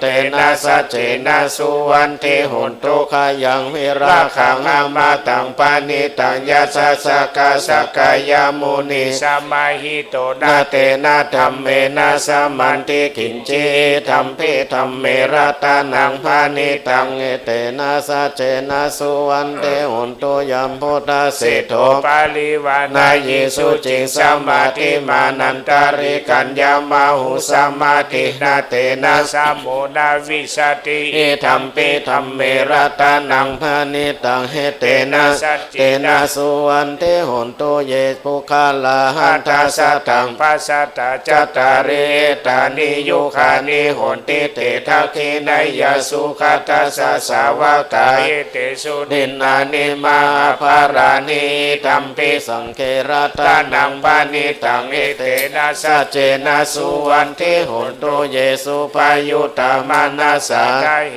นิกามิโนโคตามาสาสนังมิเตปฏิปตามาตังวิไขหารัตามุทานิพุติงพุชามานาหิธัมปิสังเคลัตตานังปานิตังเอเตนะสัจเจนะสุวันติโหนตุขีนังปุรานังนาวังนาติสัมภาวังวิรัตจิตายาติเกภวัสสามิงเตขีนาวิชาอาวิโรนิจันตานิพันติทิรายาทายาปาทิโปอิธัมปิสังเคลัตตานังปานิตังเอเตนะสัจเจนะสุวัตติโหนตุเอติมิโสหะคะวะลาหังสัมมาสัมพุทโธวิชาจารณะสัมปันโนสุขโตโลกาวิโตอนุตตโรปุริสธรรมสารติสัทธาเทวะ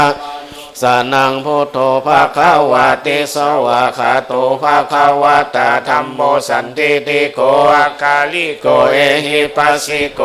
ปัญญายิโกปัจจตังเวทิตาโพวินโยอิติสุปฏิปันโนภะคะวะโตสาวกสังโฆ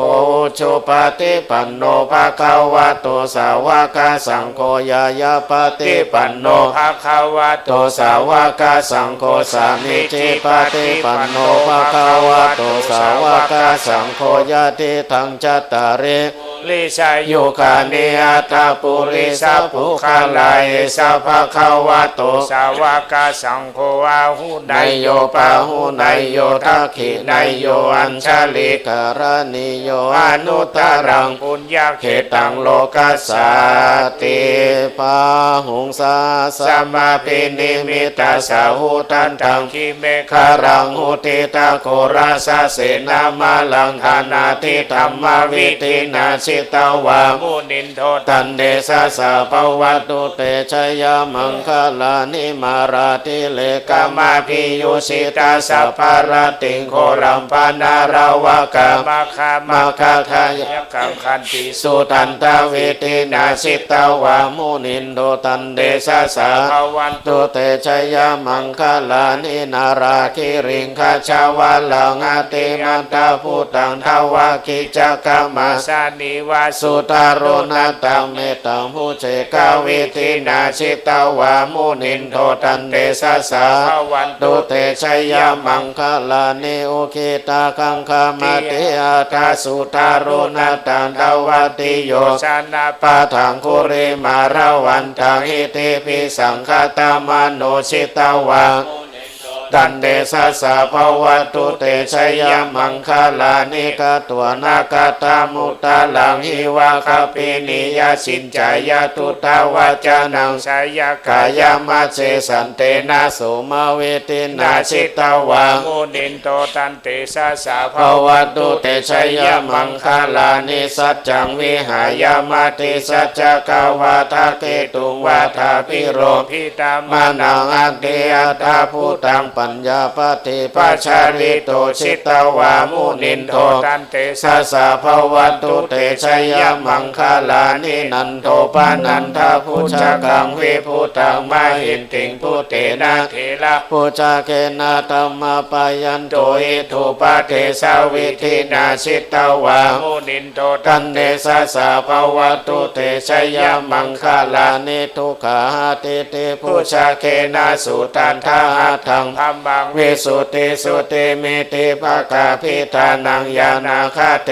นะวิตินาชิตาวะมุนินโทตันเดสะสะภวตุเตชยมังคลานิตาติพุทธชัยมังคลาทาคาทายโยวาจโนทินาทิเนสารเตมาตันติตัวนาเนกาวิวิธาติจุปัฏฐวานิโมขังสุขังอติขามายานโรสปัญโย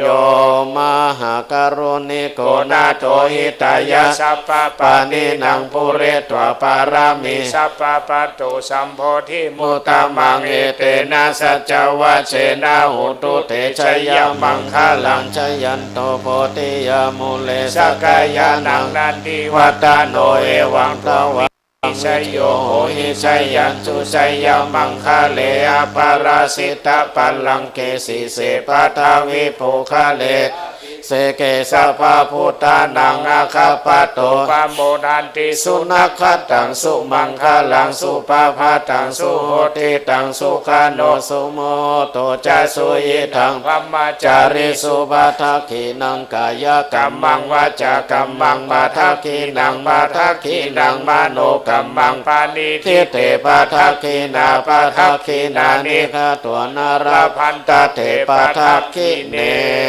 ทุกขปัตตาจานิทุกขพยาปัตตาจานิพยาสุขปัตตาจานิสุขหุนตุสัพเพปิปานิโนเอตาวาตาจามเหหิสัมปะทังปุญญสัมปะทังสัพเพเทวานุโมทันตุสัพพะสัมปติสิทธิยาทานังทัทันตุสัตตายาสีลังลักขันตุสัพพะทาภาวนาภิรัตาหุนตุขัสสันตุเทวตาคาตาสัพเพพุทธาปราปัตตาปัจเจกานันจะยังพลังอรหันตานันจะเตเชนลักขังปันธามิสัพพะโสอโรคายาปารามาลาภาสันตุเทปาลามังดานังวิสาสะปารามายตินิปปานังปารามังสุขา สาธุสาธุสาธุต่อนนี้ไปจะได้สดับรับฟังพระธรรมเทศนาธรรมปาลมี กาโลยันเตมหาวิโรมุนิรัสสะธรรมะมุตตมังธรรมันเตสิตังอนุกัมปิมังปัญจังอาราธนังกโรมา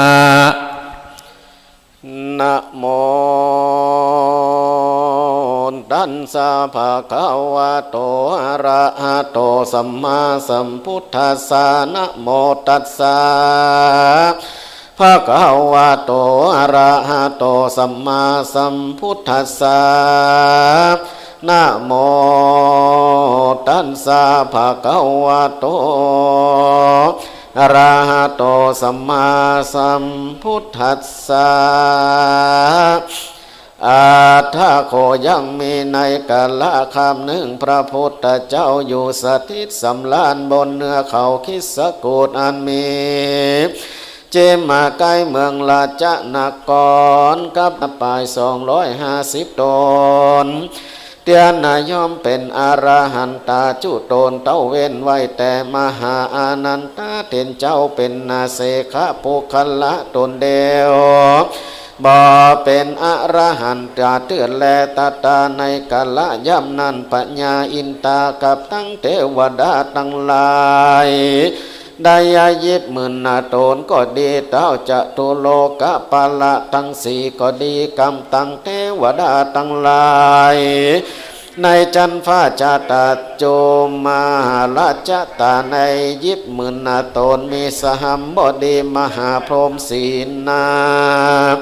อันนาอยู่ในสุทธาวาสก็ดีก็มาประชุมจุมนุมกันในสำนักแห่งพระพุทธเจ้าก็เอากันมา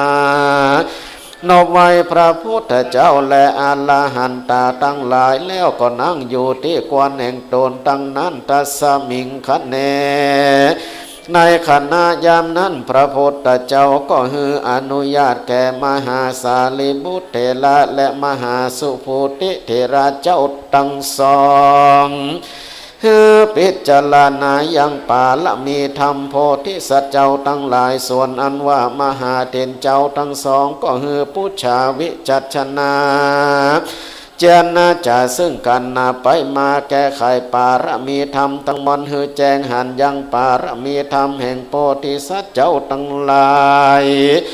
อานาเป็นปรมัตถธรรมอันนาแควนนายิ่งจริง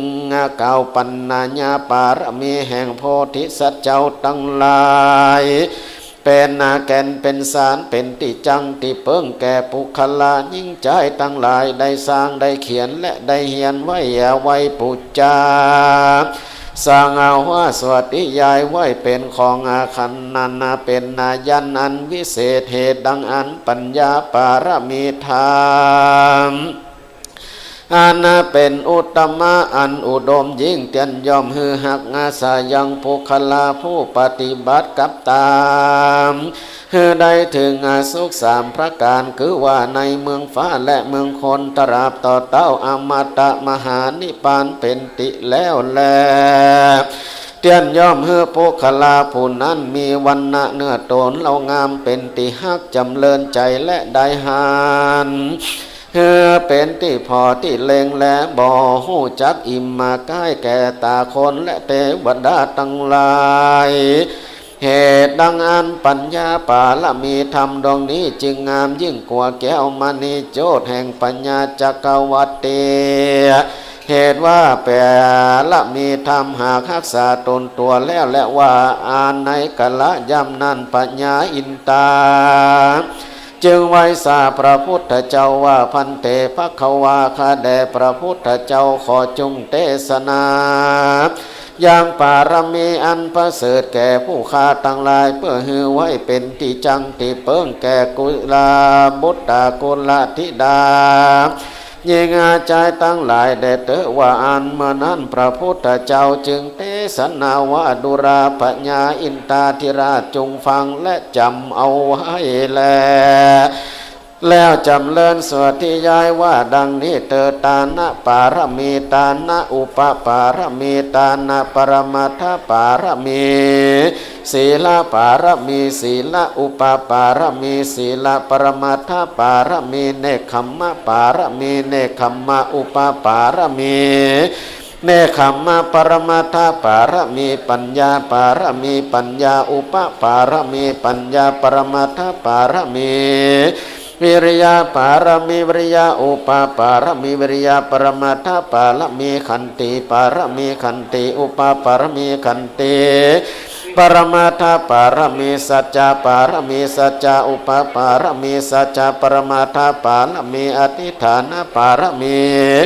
อธิฐานะอุปปารมีอธิฐานะปรมัตถปารมีเมตตาปารมีเมตตาอุปปารมีเมตตาปรมัตถปารมีอุเบกขาปารมีอุเบกขาอุปปารมีอุเบกขาปรมัตถปารมีโยโสภควาอิติปิ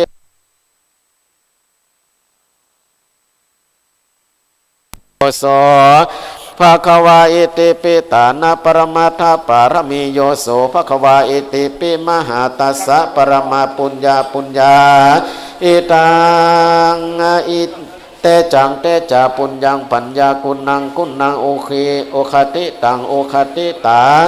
สัมปันโนโสภควาอิติปิเวทิตปังเวทิตปะมหาตัสสะปะลังปะลาปุญญังปุญญาภาวันนางภาวนาเอตังเอตาเอเตจังเตจาปุณยังปุญญาคุณังอาคุณัญจะเอตุปัจจโยโสภควาอิติปิพุทธสัมพุทโธมหาตัสสะปะลังปะลามุนินางมุนีนามหาคุณาราชาราชาปุญญังปุญญาศีลสัจจาโอปาอาคตาสติตาจริยสัมปันนโนโสภควายติปิสเมติงสาปารามิโยปุริโสโสภควายติปิดังนี้แลดูกราพญาอินตาธิราชและเทวดาตั้งหลายจงอาปาการแต้มเขียนยังปัญญาปรมีมีธรรมอันนี้ไว้เพื่อให้เป็นนาหิตาปัญโยชนะแก่กุรปุตนาตาและกุลธิดาตั้งหลายเตว่าอันเมื่อนั้นพญาอินตาธิราชก็ย่อพิวาทไว้ยังตนนาแก่นไทยศรัทธาโดยติดเอาหาแห่งแล้วก็กล่าวว่าอามะพันเตดีละว่าอันนั้นแล้วก็ถามว่าปุคละยิงใจได้ฟังได้เรียนได้สร้างได้เขียนไว้ให้ไว้ปูจาได้สั่งว่าสวดทิยาได้สักการะปูจายังจักมีพละอานิสงส์ต่อหน้าตันตาดังลือจาเมื่อนั้นพระพุทธเจ้าจึงกล่าวว่าดุรามหาราชเยจนาอันว่าปุคละยิงใจทั้งหลายได้สร้างได้เรียนได้ไว้และสักการะปูจาสวดทิยายบอกขาดจากห้ามยังไปยะกังวลอันตรายทั้งมวลปุคละผู้นั้นบ่หอนจักตายโดยหอกโดยดาบไม่ค้อนกรดินและเจียกเล็กบ่มีสักคาบแลเต้าพญาเตเสนาอำมาตย์ผู้ใหญ่ผู้น้อยผู้ใดผู้หนึ่งจักมาข่มเหงบ่ได้อุปัทวากังวลต่างมนก็จักลำงับดับหายไปเพราะปัญญาปารมีธรรมหาคักษาจักเป็นติจังติเปิงที่ฮักจำเลินใจแก่เต้าพญามหากษัตริย์ผู้ใหญ่ผู้น้อยแม่นใดไปที่ใดก็บ่มีสัตว์ตัวไล่มากระทำไล่ใดแล้วว่าอันยามนั่นอัญญาติทิถีตั้งหลายเจ้าเข้ามาข่มเหงบ่ได้เหตุปัญญาอินตาหู้ใจได้ยาสวติญายปารมีธรรมส่วนนั้นญาติถีตั้งหลายลวดไปหนีไปเหมือนนั้นปัญญามานตนมีอิทธิฤทธิก็ป่าเอารีปนมาหมากนักจากพระโจรป่าแป้พระพุทธเจ้าก็เอากันเข้ามาปัญญาอินตาหู้ใจจึงสวัสดิยายปารมีธรรมปัญญามานกับตังบริวารจึงลวดไปหนีไปก็มีแลยามนั่นเทวดาตั้งหลายเจงอาภายดอกกาสะลองอาทิตย์ตกลงมาปูจาพระพุทธเจ้าหมากนักยามนั่นปัญญาอินจึงเอาไว้พระพุทธเจ้าว่าพันเตภควาคาแด่พระพุทธเจ้าปุคละยิงใจผุงใด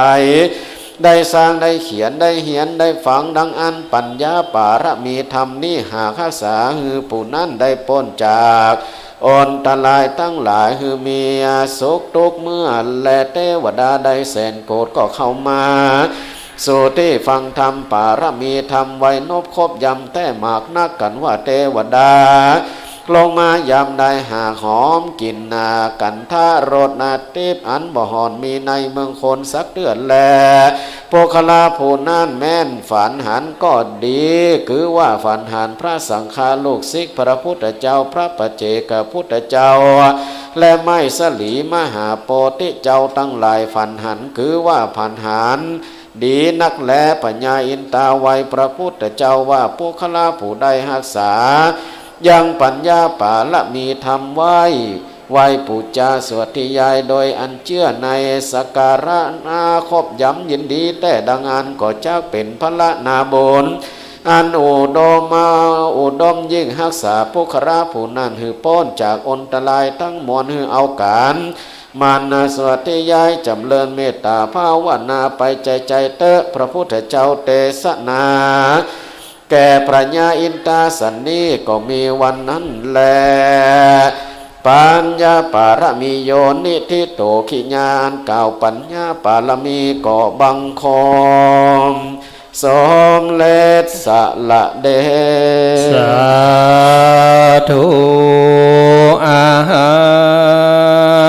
งวันตามิสัมปวะทุตานังสัมปังโตสังฆมันทะเมพันเตสาธุโอกาสาคาเตสัพพะเยืองเครื่องขวตานต่างหลายมวลมากบัดนี้ไม่มี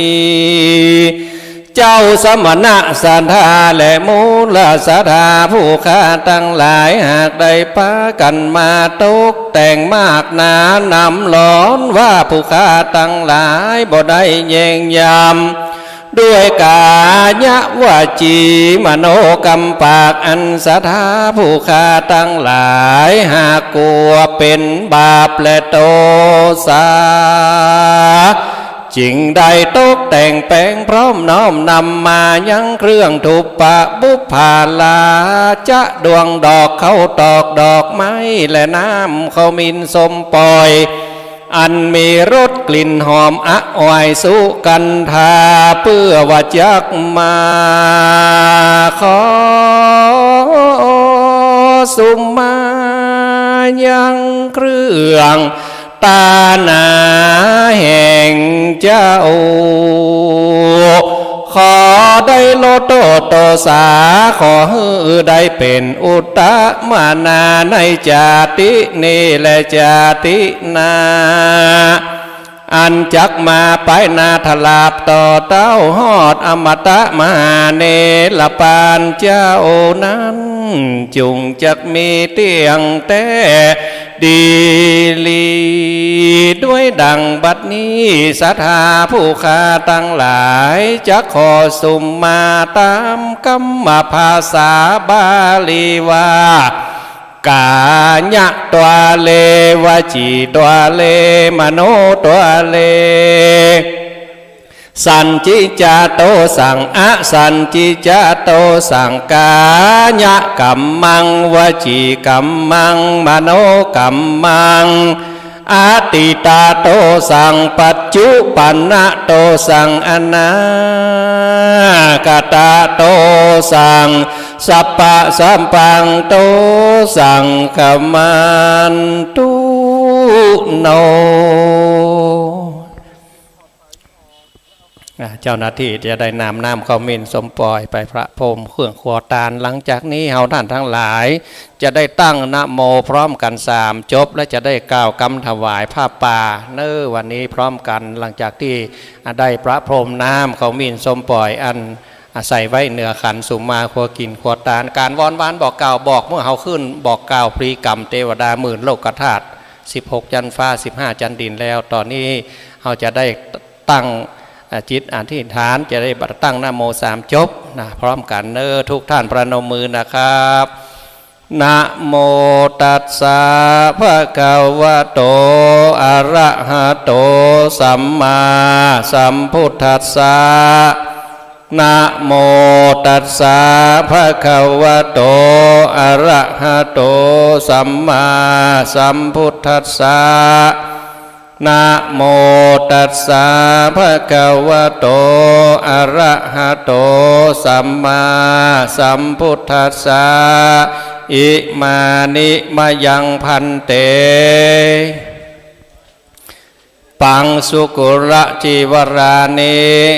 สกุระจีวรานิสัปริวารานิสัปริวารานิภิกขุสังคัสสะภิกขุสังคัสสะโอโนชยามะโอโนชยามะสาธุโนพันเตสาธุโนพันเตภิกขุสังโฆภิกขุสังโฆอิมานิอิมานิปังสุกุระจีวรานิปังสกุระจีวรานิสัปริวารานิสัปริวารานิปฏิคันหาตุคันหาตุอัมหากังอัมหากังทีฆรตังทีฆรตังอิตายะอิตายะสุขายะสุขายะข้าแต่พระสงฆ์ผู้เจริญข้าแต่พระสงฆ์ผู้เจริญข้าพระเจ้าทั้งหลายข้าพระเจ้าทั้งหลายขอน้อมถวายขอน้อมถวายผ้าปังสุกุลจีวรปังสุกุลจีวรพร้อมทั้งบริวารทั้งหลายเหล่านี้พร้อมทั้งบริวารทั้งหลายเหล่านี้แด่พระสงฆ์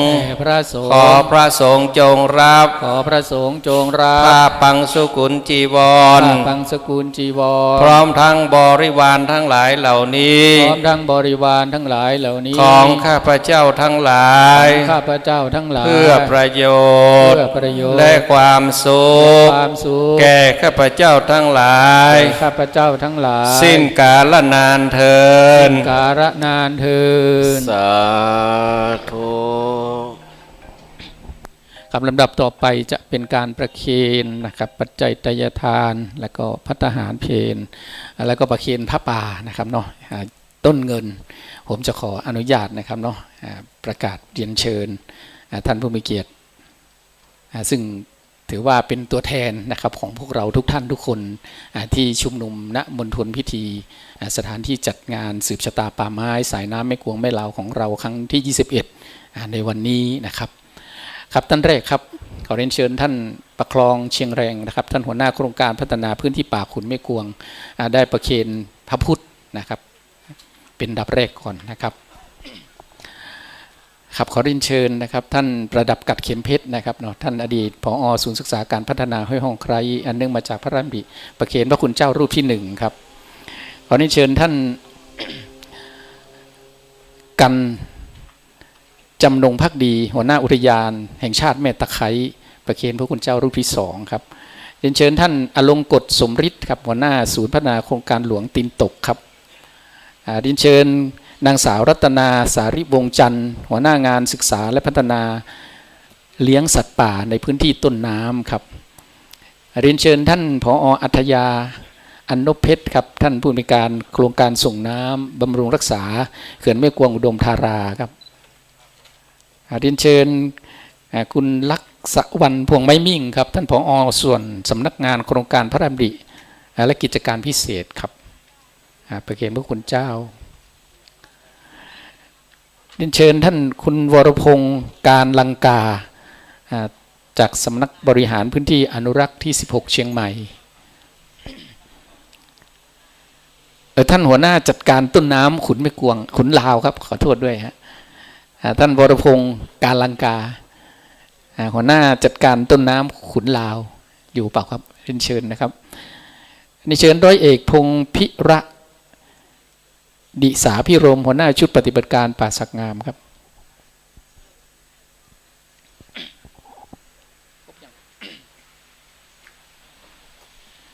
ครับต่อไปจะขอเรียนเชิญนะครับประเคนต้นเงินนะครับเนาะซึ่งพระป่าสามัคคีจากหน่วยงานจากแต่ละตำบลหมู่บ้านนะครับจะขออนุญาตเรียนเชิญท่านผู้เกียรติเป็นตัวแทนพวกเราทุกท่านนะครับเนาะขอเรียนเชิญท่านพงษ์อรัญใจสะอาดครับได้ประเคนมอบปฏิกาละเนาะตรงนี้นะครับให้กับพ่ออาจารย์นะครับ ครับเรียนเชิญท่านนายกสว่างจันเที่ยงครับเนาะนายกอบต.เทพเสด็จนะครับประเคนกับพระคุณเจ้าหลวงพ่อท่านพระครูชลทานเนาะต่างนอกนะครับเรียนเชิญท่านนายกมงคลชัยวุฒิครับเรียนเชิญท่านกำนันวิทูลป้องวนาชนนะครับเนาะต่างนอกเลยนะครับเนาะเรียนเชิญคุณวิโรธชูคำนะครับหัวหน้าศูนย์พัฒนาโครงการหลวงป่าเมี่ยงครับเรียนเชิญท่านรองจำรัดไทยสมุทรครับ1 ต้นประเคนเลยเนาะจะได้เก็บภาพไว้นะครับเป็นพระป่าสามัคคีครับพระป่าสามัคคีเรียนเชิญท่านผอ.สมหวังดวงปันครับผอ.โรงเรียนเทพเสด็จเนาะได้ถือประเคนนะครับเป็นมงคลให้กับพวกเราทุกคนนะครับพี่น้องศรัทธาสาธุชนจากทุกหมู่บ้านนะครับทุกหมู่บ้านเรียนเชิญท่านนายกสมยศบุญเย็นครับท่านนายกลงเหนือครับเนาะเรียนเชิญท่านประธานอดีตประธานชัยศรีนินแก้วครับเนาะไปประเคนเราจะได้เก็บภาพไว้ว่าเป็นพระป่าสามัคคีมีอานิสงส์บุญกุศลร่วมกันนะครับท่านประธานวิรัตบุญเรืองยาด้วยครับอดีตประธานท่านนิยมสัตนาโคนะครับเรียนเชิญครับเนาะประเคนอนุโมทนาร่วมกันนะครับทุกท่านเลยนะครับเนาะท่านพ่อกำนันองค์อาจขันใจกำนันตำบลแม่เจดีย์ใหม่เรียนเชิญตัวเถอะท่านพ่อกำนันประกิจสารพันธ์ตัวนะครับเนาะประเคนเก็บภาพไว้นะครับอนุโมทนาได้บุญทุกกันแล้วก็เรียนเชิญถ่ายรูปหมู่ทุกหันตั้นนั่นตัวเนอะ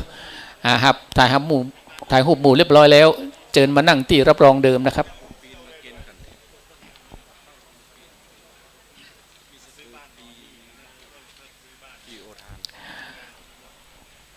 ขอเรียนเชิญมิสเตอร์ฟีนโอทานนะครับประเคน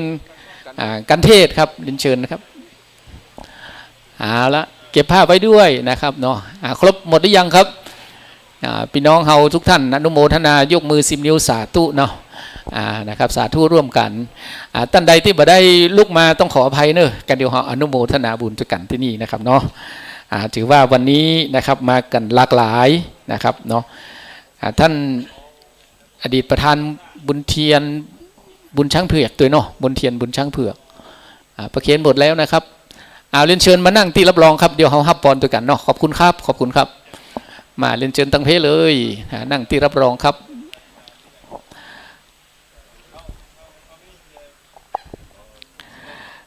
ครับมากมายครับมีผอ.นะครับจากโรงเรียนบ้านแม่หวานผอ.นะครับที่ได้นำนักเรียนผอ.โรงเรียนบ้านแม่ดอกบ้านปังแดงนะครับเนาะบ้านปังแดงได้นำนักเรียนเยาวชนมาตัวก็ขออนุโมทนาขอขอบคุณนะครับทุกท่านแล้วหัวหน้าส่วนราชการหัวหน้าหน่วยงานตลอดถึงผู้นำชุมชนนะครับหลายตำบลบ่ได้ชื่อนามนะครับนอกกำเดียวก็จะได้อนุโมทนาบุญด้วยกัน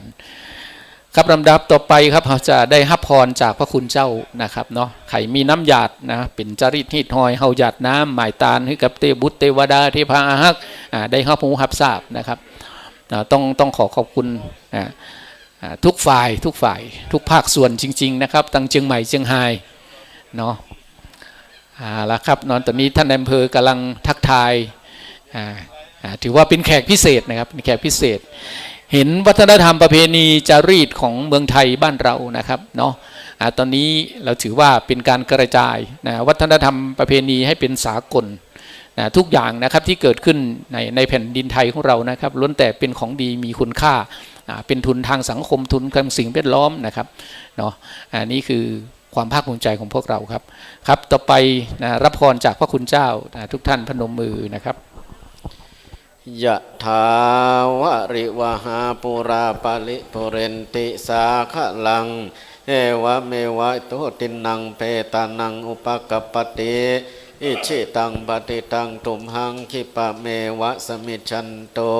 สัพเพปุเรนโตสังคปาจันโทปันรโสยะถามณิโชติระโสยะถาสัพพิติโยวิวัชชันตุสัพพะโรโควินาศสันตุมาเตภวัตวันตารายโยสุขิธิกายุโกภวะอภิวาทนาสิลิสานิจังวุตาปัจจายโนจัตตารโอธัมมาวั วัฏันติอายุวันโนสุขังพลังอายุวัตโกธนาวัตโกสิริวัตโกยะสวัตโกพลาวัตโกวันนาวัตโกสุขาวัตโกโหตุสัพพทาทุกขโร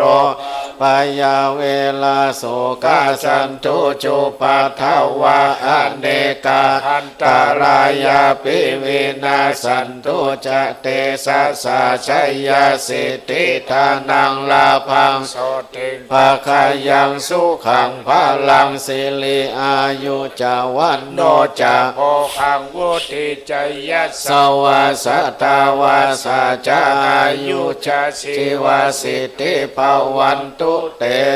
ปวัตุสัพพมังลากังลักขันตุสัพพเทวตาสัพพพุทธานุภาเวนัสสัทธาสุติภวันตุเตปวัตุสัพพมังคาลาราขันตุสัพพเทวตาสัพพธรรมานุภาเวนัสสัทธาสุติภวันตุเตปวัตุสัพพมังคาลาราขันตุสัพพเทวตาสัพพสังฆานุภาเวนัสสัทธาสุติภวันตุเต สาธุสาธุสาธุเรียนเชิญทุกท่านอยู่ในการสำรวมสงบสักครู่นะครับเพื่อเป็นภาวนาใหม่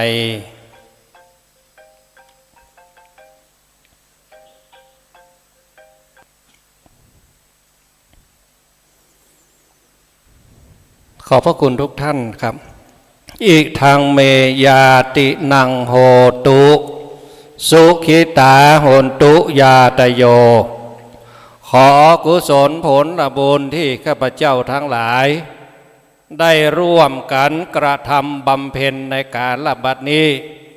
จงเป็นผลสำเร็จถึงพ่อแสนคำลือ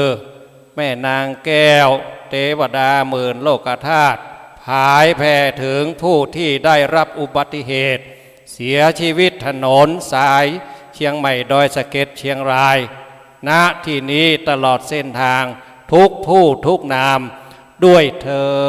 ดอิตังตานากัมมังนิปานาปัจจโยโหตุโนนิจังอิตังศีลากัมมังนิปานาปัจจโยโหตุโนนิจังอิตังภาวนากัมมังนิปานาปัจจโยโหตุโนนิจังยังกินจิกุสลังกันตัมปังกัมมังสัมเปหิอัมเหหิกันตังปุญยังโนอนุโมทันตุสุนันตุพลโตเยเตวาอัสสมิงทานเนติกาตาทิคาโยกาสันทาหุนตุสัพพสัตตานังสุขีอัตตานังปริหารันตุมาตาปิตาสุหุนตุทุกขปมุจจันตุสัพเพญาตกาสุตาหุนตุทุกขปมุจจันตุสัพเพอญาตกาสุขิตาหุนตุทุกขปมุจจันตุสัพเพปิสาสัพเพยักขาสัพเพเปตาสุ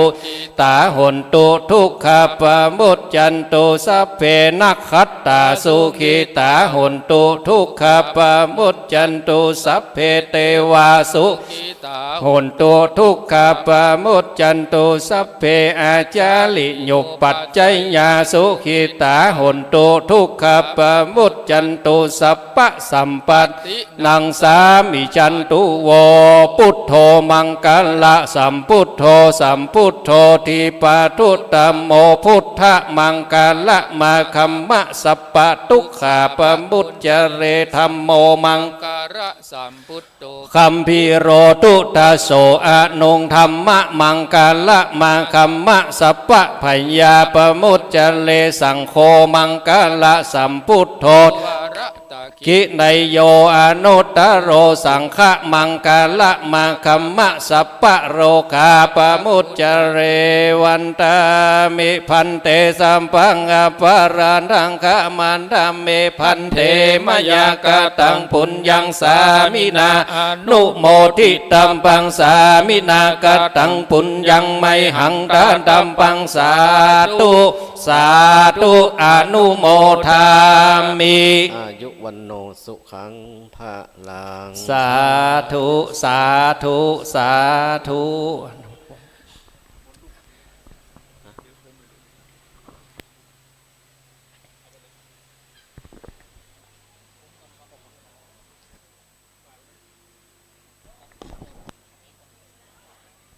ครับอันดับต่อไปนะครับเพื่อจะเป็นการรับทราบนะครับเนาะถึงประวัตินะครับที่มาที่ไปว่าทำไมเราต้องมาจัดงานครั้งนี้จัดมากี่ครั้งกี่หนเกิดขึ้นยังไง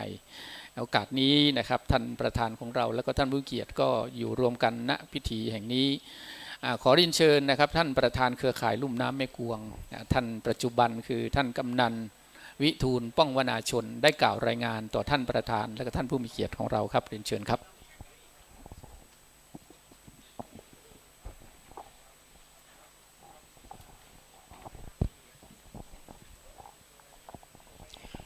เรียนท่านในอำเภอดอยสะเก็ดท่านในอำเภอเวียงเป้ากระผมนายวิทูลป้องวนาชนกำนันตำบลป่าเมี่ยงทำหน้าที่ประธานเครือข่ายอนุรักษ์ลุ่มน้ำแม่กวงขอขอบพระคุณท่านในอำเภอดอยสะเก็ดท่านปลัดอาวุโสอำเภอเวียงป่าเป้าเป็นอย่างสูงที่ได้ให้เกียรติร่วมพิธีบวงสรวงเทพไทยเทวาพิธีสืบชะตาป่าไม้สายน้ำแม่กวงแม่ลาวครั้งที่ 21 ประจำปีพุทธศักราช 2566 ในวันนี้เครือข่ายอนุรักษ์รุ่งน้ำป่าขุนแม่กวงเกิดขึ้นจากการรวมตัวของกลุ่มอนุรักษ์ในแต่ละชุมชนจำนวน 55 ชุมชนในท้องที่ 6 ตำบลคือตำบลเทพเสด็จตำบลป่าเมี่ยงตำบลลวงเหนือตำบลเชิงดอยตำบลแม่ป่งอำเภอดอยสะเก็ดและตำบลห้วยแก้วอำเภอแม่ออนจังหวัดเชียงใหม่มาตั้งแต่ปีพุทธศักราช 2543 เพื่อร่วมกันอนุรักษ์และพัฒนาชุมชนและทรัพยากรธรรมชาติสิ่งแวดล้อมในพื้นที่ลุ่มน้ำกวงอย่างยั่งยืนโดยยึดแนวพระราชดำริของพระบาทสมเด็จพระเจ้าอยู่หัวรัชกาลที่ 9และเป็นแนวทางในการดำเนินการพัฒนาให้คนอยู่กับป่าลุ่มน้ำได้อย่างเกื้อกูลยั่งยืนและปัจจุบันได้ขยายความร่วมมือสู่ชุมชนในพื้นที่ลุ่มน้ำโดยมีคณะกรรมการเครือข่ายอนุรักษ์ลุ่มน้ำแม่กวงเป็นตัวแทนในการทำหน้าที่ประสานความร่วมมือขับเคลื่อนให้เกิดการมีส่วนร่วมทั้งภายในพื้นที่และเครือข่ายองค์กรต่างๆทำให้เกิดผลสำเร็จได้รับความร่วมมือจากทุกภาคส่วนและทรัพยากรลุ่มน้ำมีความอุดมสมบูรณ์มีความหลากหลายทางชีวภาพให้ชุมชนได้พึ่งพิงมาโดยตลอดการจัดพิธีบวงสรวงเทพท้ายเทวาพิธีสืบชะตาป่าไม้สายน้ำแม่กวงแม่ลาวเริ่มครั้งแรกเมื่อวันที่ 9 กรกฎาคม 2546 และได้ดำเนินการต่อเนื่องเป็นประจำทุกปีประกอบด้วยพิธีบูชาเท้าจตุโลกบาลทั้ง 4พิธีบวงสรวงเทพท้ายเทวารักษาขุนน้ำเจ้าแม่นางแก้วพิธีสงฆ์เทศนาพื้นเมืองบวชป่าผูกผ้าเหลืองปล่อยกายป่าคืนสู่ธรรมชาติทอดผ้าป่าสามัคคีสมทบกองทุนอนุรักษ์การหอมข้าวห่อเพื่อรับประทานร่วมกันในวันที่ 9 มิถุนายน 2566 ณ ลานพิธี ศาลแม่นางแก้วขุนน้ำยอดดอยนางแก้วแห่งนี้ซึ่งเป็นการดำเนินการเป็นปีที่ 21 โดยในการดำเนินการทางด้านการประสานงานและเตรียมสถานที่ณที่นี้เป็นความร่วมมืออย่างดีจากคณะสงฆ์ชุมชนกำนันผู้ใหญ่บ้านหน่วยงานและองค์กรในพื้นที่ลุ่มน้ำแม่กวงแม่ลาวที่ได้ให้ความร่วมมือกันมาเป็นอย่างดีตลอดระยะเวลา 21 ปีนี้บัดนี้ได้เวลาอันเป็นมงคลแล้วกระผมขอกราบเรียนเชิญท่านในอำเภอดอยสะเก็ดได้ปาฐกถาพิเศษและให้โอวาทเพื่อเสริมสร้างกำลังใจและให้กับคนในชุมชนลุ่มน้ำต่อไปขอกราบเรียนเชิญครับผมครับเรียนเชิญท่านในอำเภอนะครับเนาะได้ปาฐกถาได้พบปะเป็นขวัญเป็นกำลังใจให้กับพี่น้องศรัทธาประชาชนด้วยนะครับในวันนี้ขอเรียนเชิญครับก็ท่านภูมิกับนะท่านนายกเทพเสด็จท่านนายกหลวงเหนือท่านปลัดป่าป้องท่านตัวแทนของท่านนายอำเภอป่าป้องท่านนายกเชิงดอยนะท่านปลัดอาวุโสตัวแทนท่านป่าไม้นะหัวหน้ากันเมื่อวานเพิ่งเจอกันรับเสด็จนะท่านหัวหน้าชนประธานนะครับและท่านกำนันผู้ใหญ่บ้านแล้วก็ศรัทธาประชาชนท่านกำนันป่าป้องลืมแล้วอยู่ข้างหลังนี่เองนะท่านนายกเทพเสด็จมีไหมน่าจะครบแล้วท่านนายกป่าเมี่ยงท่านนายกแม่โป่งนะแล้วก็ท่านผู้มีเกียรติทุกท่านนะฮะผมรู้สึกยินดีเป็นอย่างยิ่งจากรายงานของท่านกำนันนะฮะบอกว่าขุนน้ำเนี่ยจัดประเพณีมา 21 ปีตั้งแต่ปี 2545 นะฮะเป็นพิธีที่ดีนะที่ควรอนุรักษ์อย่างน้อยปีหนึ่งเราได้มาเจอกันหนึ่งครั้งนะฮะได้มาพูดคุยนะได้มาเล่าถึงสภาพของน้ำนะฮะแล้วต้องขอบคุณท่านป่าไม้นะฮะ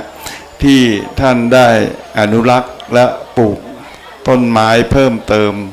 ทำให้ประเทศไทยมีต้นไม้เพิ่มมากขึ้นทุกๆปีนะฮะแล้วในการทำพิธีเป็นสิ่งที่ดีที่ควรสืบทอดกันไปเพราะว่าเรารักษาป่าเท่ากับเรารักษาต้นน้ำด้วยนะฮะชีวิตของอำเภอดอยสะเก็ดผมว่านะเท่าที่ดูผมก็อยู่ที่เชียงใหม่หลายอำเภอนะแล้วผมก็เป็นหน้าห้องท่านผู้ว่า10 กว่าปีก็เคยไปเกือบทุกที่นะฮะที่ร่มเย็นที่สุดก็คืออำเภอดอยสะเก็ดนะฮะป่าไม้ร่มเย็นมากนะฮะแล้วก็มีอุทยานแล้วมีป่าไม้3-4 แห่งเยอะมากนะฮะเป็นสิ่งที่ดีผมยังอิจฉานะฮะอิจฉาคนดอยสะเก็ดนะครับสุขภาพใจก็ดีสุขภาพกายก็ดีนะฮะท่าน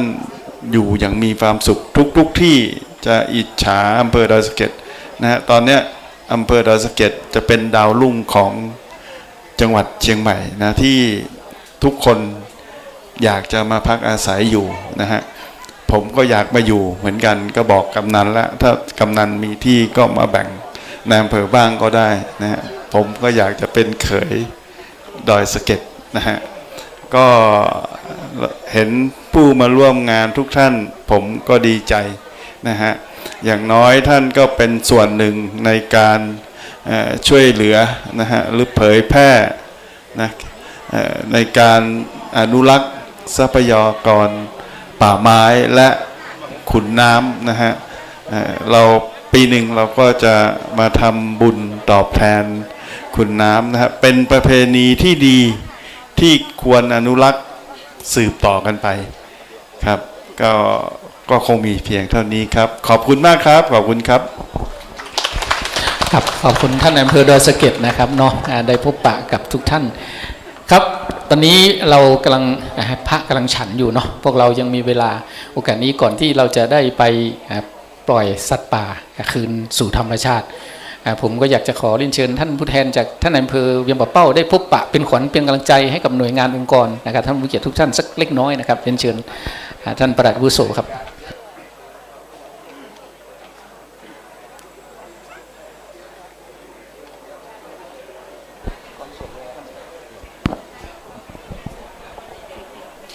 ครับเรียนท่านนายอำเภอดอยสะเก็ดและผู้เข้าร่วมงานพิธีบวงสรวงลำน้ำนะครับผม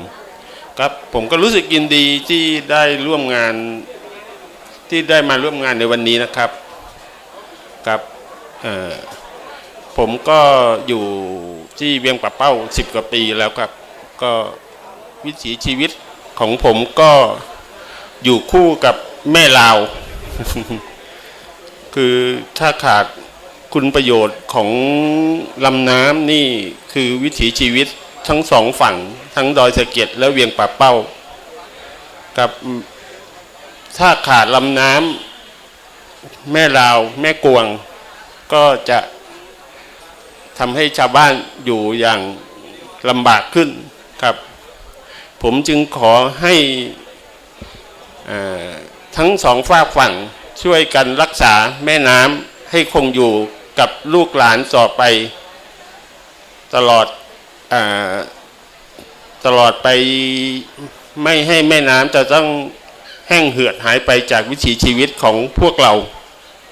นะครับก็ขอให้ทุกคนช่วยรักษาลำน้ำนะครับผมครับเอานะครับขอบคุณมากครับท่านผู้แทนจากท่านอำเภอเวียงป่าเป้านะครับอีกท่านหนึ่งนะผมต้องขออภัยนะอาจจะสดๆเลยโอกาสได้เจอท่านนะครับอยากจะขอเรียนเชิญท่านได้มาพบปะนะครับท่านประดับกัดเข็มเพชรครับเนาะได้พูดคุยพบปะหน่อยว่าที่มาที่ไปของงานนี้เนาะในฐานะที่ท่านก็ได้อยู่คลุกคลีกับเครือข่ายลุ่มน้ำแม่กวงกับโครงการพระราชดำรินะครับตำแหน่งสุดท้ายคือท่านเป็นรองผู้อำนวยการสำนักงานจัดการน้ำทรัพยากรน้ำแห่งชาตินะสทนชนะท่านเนาะครับผม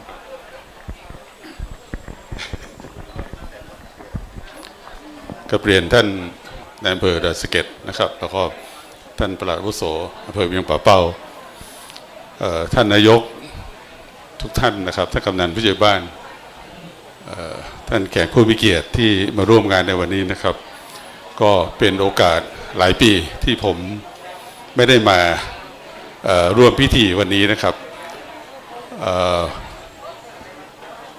ตอนนี้เป็นราชการเกษียณเข้าปีที่3นะครับแล้วก็วันนี้เป็นวันที่ได้รับทราบจากท่านอาจารย์คณิตทราบเมื่อวานนะฮะอาจารย์คณิตโทรคุยกันท่านก็เชิญมาร่วมกันด้วยก็รู้สึกยินดีแล้วก็รู้สึกเป็นเกียรตินะครับที่ได้มาร่วมงานในวันนี้ผมอยากเรียนทุกท่านว่าผมก็มีความผูกพันกับพวกเราทุกคนทุกท่านที่เป็นเครือข่ายแล้วก็เป็นทุกอย่างของคุณนัทแม่กวงเราเนี่ยครับผมเติบโตมาจากศูนย์ศึกษาการพัฒนาห้วยห้องไคร้ผมทำงานอยู่ห้วยห้องไคร้23 ปีเป็นผอ13 ปีตั้งแต่ปี2543จนถึง2556จนถูกแซวว่าผมจะอยู่เป็นปู่ที่นี่หรืออย่างไรนี่นะครับแต่ว่าวิธีราชการก็ต้องไปผมก็ย้ายไปอยู่ส่วนกลางแล้วก็เมื่อปี2561นะครับก็มีการตั้งสำนักงานทรัพยากรน้ำแห่งชาติขึ้นมาก็ทำงานเกี่ยวกับน้ำผมก็สมัครใจโอนย้ายไปอยู่สำนักงานทรัพยากรน้ำแห่งชาตินะครับเป็นสำนักงานเทียบเท่ากระทรวงนะครับก็เติบโตไปเป็นรองเลขานะครับแล้วก็เกษียณที่นั่นหน่วยงานนี้สังกัดสำนักนายกรัฐมนตรีหน่วยงานนี้เราไม่ได้เป็นหน่วยงานที่จะมาก่อสร้างหรือปฏิบัติในการก่อสร้างแหล่งน้ำแต่เป็นหน่วยกำกับแล้วก็ควบคุมด้านนโยบายและแผนการพัฒนาท่านชัยศิลป์รู้จักดีเพราะเราเคยประชุมด้วยกันที่สารกลางจังหวัดเชียงใหม่นะครับก็อยากเรียนทุกท่านอย่างนี้นะครับแล้วก็วันนี้ได้รับการท้าบทามจาก ท่านอาจารย์คณิตว่าอยากให้ผมมาร่วมเป็นคณะทำงานของโครงการปักคุณแม่กวงที่จะช่วยกันทำให้เครือข่ายลุ่มน้ำแม่กวงแล้วก็แม่ลาวให้มีความก้าวหน้ายิ่งขึ้นไปผมก็มีความยินดีนะครับก็คงอาศัยประสบการณ์จากที่ทำงานที่ห้วยข้างไคร้แล้วก็ทำงานที่ส่วนกลางของสำนักงานทรัพยากรน้ำแห่งชาติมาร่วมกับพี่น้องทุกท่านที่ผมก็เคารพนับถือบางท่านก็อาวุโสกับผมนะครับบางท่านก็เป็นรุ่นน้องนะครับก็ถือว่าเป็นเกียรติที่ได้ร่วมงานแล้วก็วันนี้เนี่ยก็เป็นโอกาสดีที่ท่านผอ.เขื่อนแม่กวงท่านอัธยานะครับมาร่วมงานกับเราด้วยเพราะว่าสายน้ำแหล่งนี้ลงเขื่อนแม่กวงแล้วก็ปล่อยเลี้ยงคนด้านใต้เขื่อนออกไปนะครับเราก็มีส่วนสำคัญอีกอันหนึ่งนะครับที่เป็นสิ่งที่ผมก็ภูมิใจและก็ดีใจที่ก้าวเข้าสู่ปี21นะครับเราเริ่มต้นกันตั้งแต่ปี146ก็เติบโตมาเรื่อยๆผมก็เห็นความเจริญงอกงามและต่อไปในอนาคตก็คงจะมีความก้าวหน้ายิ่งกว่านี้นะครับก็ขอบคุณทุกท่านนะครับที่มีส่วนร่วมช่วยกันทั้งหมดทั้งปวงนะครับก็ยินดีที่ได้พบกับทุกท่านครับสวัสดีครับครับขอบคุณท่านประดับกลัดเข็มเพชรนะครับครับลำดับต่อไปนะครับเราจะได้ทำกิจกรรมเฉลิมพระเกียรตินะครับปล่อยป่าคืนสัตว์ป่าคืนสู่ธรรมชาตินะครับอาจารย์นะก่อนนั้นนะครับเราคงขอเรียนเชิญท่านผู้เกียรติท่านประธานเนาะเราไปเปิดกรวยนะครับเพื่อเชิญพระเกียรติแด่องค์พระบรมสาธิสลักษณ์นะครับองค์ในหลวงรัชกาลที่10ขอเรียนเชิญท่านผู้เกียรติทุกท่านครับเนาะไปพร้อมกันเราจะได้ร่วมกันร้องเพลงสรรเสริญพระบารมีนะครับเพื่อที่จะได้ให้พวกเราได้ย้อนถึงเรื่องของการยึดมั่นในสถาบันชาติศาสตร์กษัตริย์และประชาชนที่เรารักษากันมาอยู่ปัจจุบันนะครับวันนี้ต้องขอขอบคุณว่าทุกอย่าง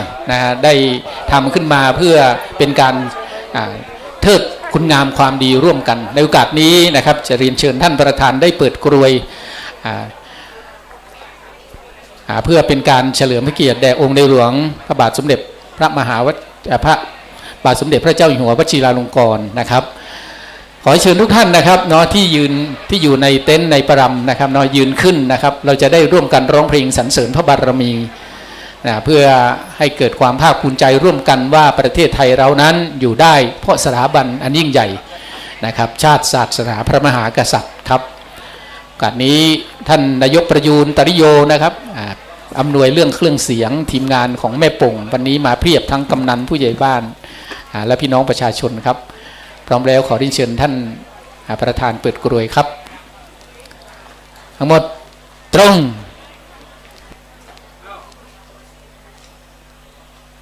คณะนะครับได้ปล่อยสัตว์ป่าคืนสู่ธรรมชาตินะครับเพื่อเป็นการเทิดพระเกียรติในการสนองพระราชปณิธานสืบสารรักษาต่อยอดนะครับในหลวงรัชกาลที่10ครับเรียนเชิญทุกท่านเลยครับร่วมกันว่าป่าเราจะอุดมสมบูรณ์นะครับมีทั้งต้นไม้มีสายน้ำแล้วมีสัตว์ป่าซึ่งวันนี้ได้รับความอนุเคราะห์นะครับ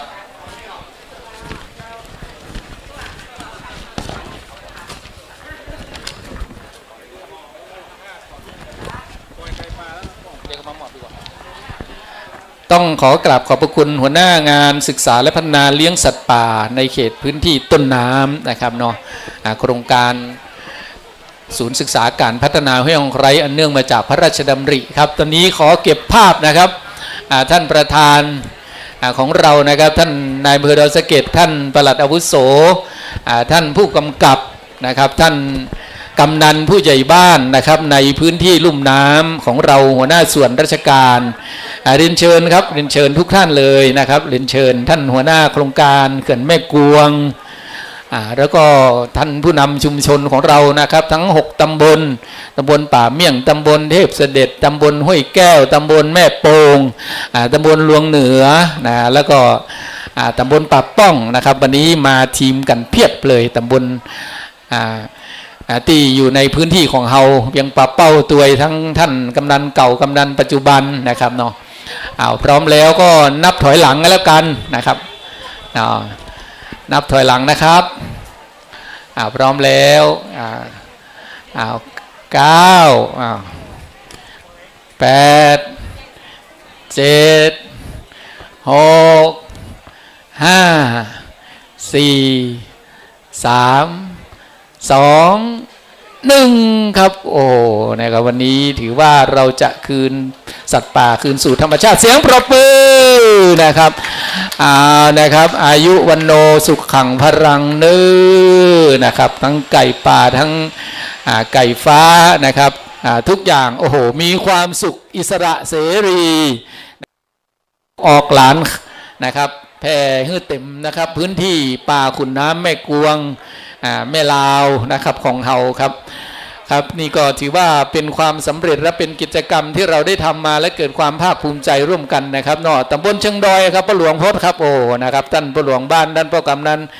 มากันมากลายนะครับคณะกรรมการเครือข่ายเข้มแข็งต่อไปจากการมอบ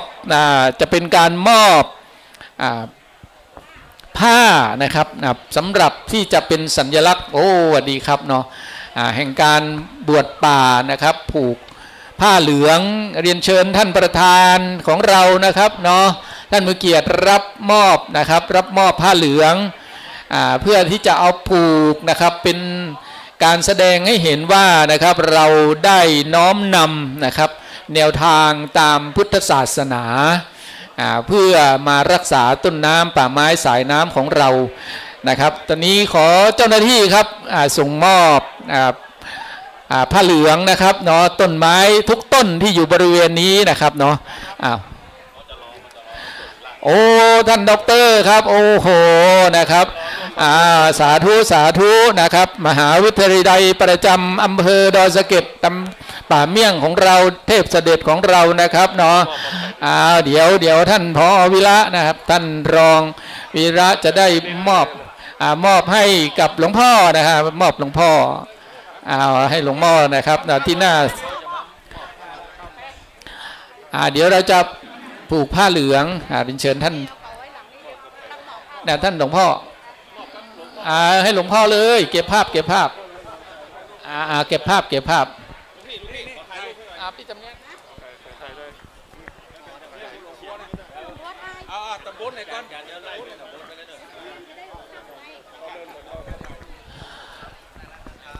เรียนเชิญนะครับตำบลเทพเสด็จครับตัวแทนเทพเสด็จท่านกำนัน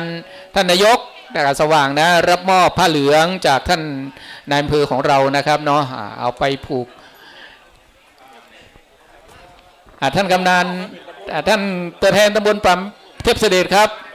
ท่านกำนันอุทัยบุญหารขอเรียนเชิญครับรับมอบผ้าเหลืองหน่อยนะครับทุกอย่างจะเป็นโปรไฟล์เป็นสตอรี่ที่จะต้องเล่าขานเป็นตำนานกันต่อไปนะครับท่านกำนันตำบลเทพเสด็จนะครับรับมอบผ้าเหลืองจากท่านนายอำเภอละครับตำบลป่าเมี่ยงครับท่านอยู่ด้วยละครับท่าน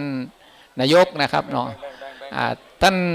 ตัวแทนตำบลเชิงดอยท่านนายกมงคลนะครับตัวแทนตำบลป่าเมี่ยงครับท่านนายกสุจินนะครับเอาละนะครับวันนี้เอาไปมอบไปกระจายนะครับในพื้นที่ของเรานะครับตำบลลุงเหนือครับท่านนายกสมยศบุญเย็นนะครับตำบลแม่โป่งครับท่านกำนันพันศักดิ์คำใสวันนี้มาทีมใหญ่เลยนะครับป่าชุมชนต้นแบบนะครับเครดิตคาร์บอนนะครับกำนันพันศักดิ์คำใสพร้อมกับท่านป้าหลวงบ้านทุกบ้านนะครับโอ้มากันป้าหลวงพิชัยป้าหลวงมิตรสุมิตรนะครับท่านป้าหลวงสุวัตท่านป้าหลวงมนตรีนะครับป้าหลวงมูเก้านะครับป้าหลวงมานพและหลายท่านนะครับตำบลห้วยแก้วครับท่านรอ